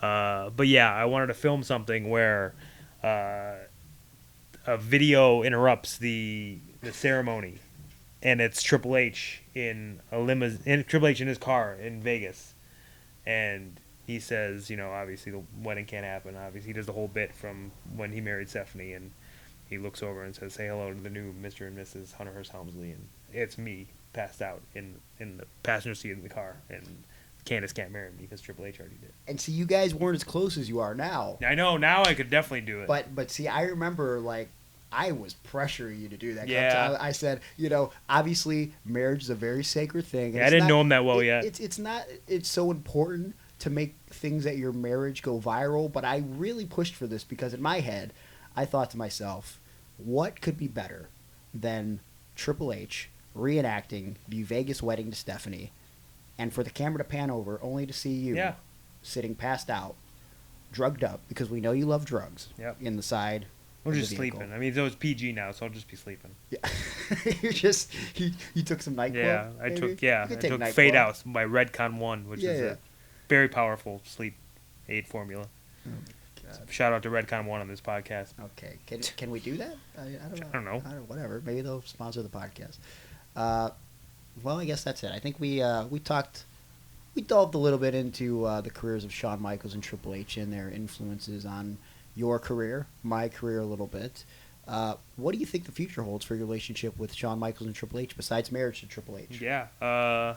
Is there one thing that you could tell us about Shawn or Hunter that maybe no one would know or would be surprised about? I mean, no, it's not really a surprise, but like I've known them now so long to where you hear so many stories about people, and until you really get to know them, you don't know the real person.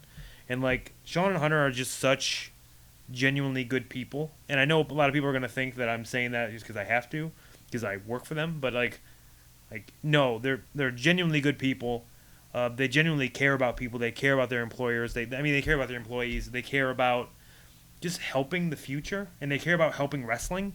It's not just like this idea of like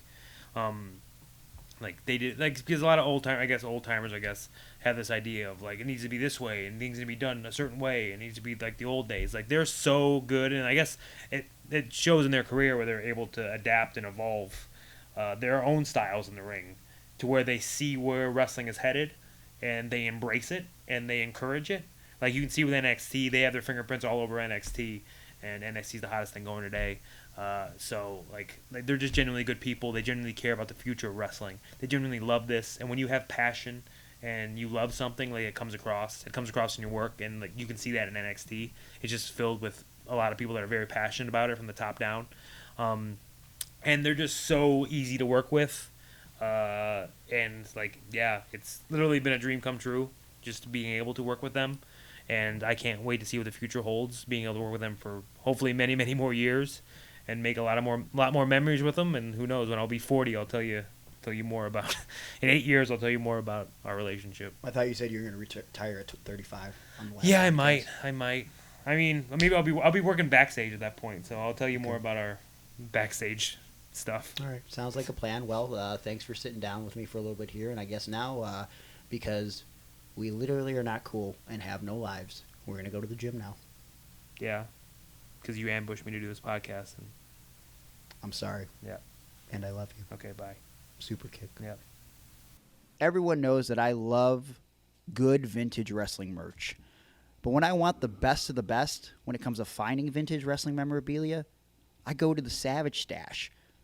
The Savage Stash is your wheeler and dealer for the best in vintage wrestling shirts, hats, jackets, accessories, and everything in between. I've picked up some of my all-time favorite vintage items from the Savage Stash, and that's including the original Hunter Hearst Helmsley How to Be a Snob tee from 1995, and I've never seen that anywhere else online. And just last year, I picked up a vintage 1996 WWF Royal Rumble tee that I gifted to Johnny Gargano for his birthday. It was in mint condition, and I'm telling you, Johnny could not have been happier when he opened that up, because I know the Royal Rumble in 96 meant a lot to him with Shawn Michaels winning and everything. I've also got a wide variety of fanny packs from the Savage Stash over the years, including a rare WWF Championship fanny pack from 1991, and of course, their ultra-stylish green and purple 3-pocket Savage Stash fanny pack that I use to store all of my goodies when I'm on the road. Right now on SavageStash.com, they're selling exclusive Intercontinental Championship pins with interchangeable white and black straps. You can get black or white strap alone for $10, the black or the white strap with the plate for $20, or you can get both straps and the plate for just $30. That's right, $30. And if you're buying this pin or any other fanny packs, hats, or vintage merch at thesavagestash.com, you can use promo code IRON, IRON, at checkout to save 10% on your order. That's right. It's an exclusive offer to listeners of Iron on Wrestling. If you go to thesavagestash.com and buy any items at all and use the promo code IRON, the Savage Stash will take 10% off your entire order. To see all of their current or past items, go to www.thesavagestash.com, follow them at The Savage Stash on Twitter or Instagram, and like them on Facebook at The Savage Stash. Hey, what are you waiting for? If you're looking for the best in vintage merch, go to the place that can't be topped. Check out the Savage Stash, the absolute cream of the crop. Well, that was Johnny Gargano and myself talking about Triple H and Shawn Michaels. Real quick, before we close the show, I just want to send a shout-out to Alex Cantrell, Ajax Alex Cantrell, for putting together the official theme song that you hear at the beginning of Iron on Wrestling. He really busted his ass to put it together for the first episode within a couple days' notice. And great dude. Check him out online if you need any music. You can find him at Ajax Alex Cantrell on Facebook, Twitter, and Instagram. And look for Aldous Mustache as well, ALDOUS Mustache. They're a traveling skit and performing group of actors and actresses, and they're super talented. But enough about Ajax. Aaron, 3 things you learned today. We were getting the go-home cue, 2-minute warning. What do you got? Before we get into that, I just want to say thank you to everybody that listened last week to the podcast, the debut edition. It was our highest-rated episode yet. So congratulations to us. It was the only episode. The 3 things I learned. 1, HBK through fire. I don't even remember that. So he doesn't remember that. How do you throw fire and not remember it? Armageddon. But we've all done things, and if you had enough matches. The rebooking of the Vegas wedding with Johnny and Candice in the roles of Steph and Triple H. Yep. I love that. And also that Johnny Gargano's favorite holiday is Flag Day. How coincidental that we were doing an episode on flag matches, and Johnny's favorite holiday is Flag Day. So congratulations to Johnny Gargano. You know, I conducted the interview, and I also just listened to it back, and at no point did he ever mention anything about flags. Really? Not once. Did you even listen to the entire interview? I was listening to a lot of it, but you know, Greg, you're a little long-winded at times. So I walked away. You looked at my phone. You got some text messages and a couple Bumble likes, and you are an actual moron. And I could tell you this right now: at Fair to Air at Twitter.com. Yep. Like my tweets. Make sure you subscribe to the podcast. It's available on all major podcasting platforms, including iTunes, Pandora, SoundCloud, Google Play, Stitcher. What else am I forgetting? I don't know. Bumble. It's not on Bumble. Any of the major podcasting platforms. You can You're also not on find Bumble? it on Come YouTube. on. We got entire episodes as well as clips from the show.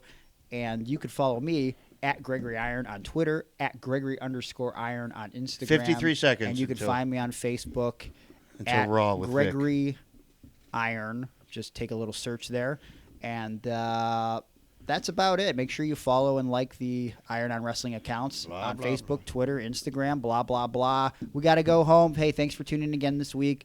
Like and I'm subscribe. getting word in the truck share. from the truck. Oh, we got to go. We're out of time. See you next week.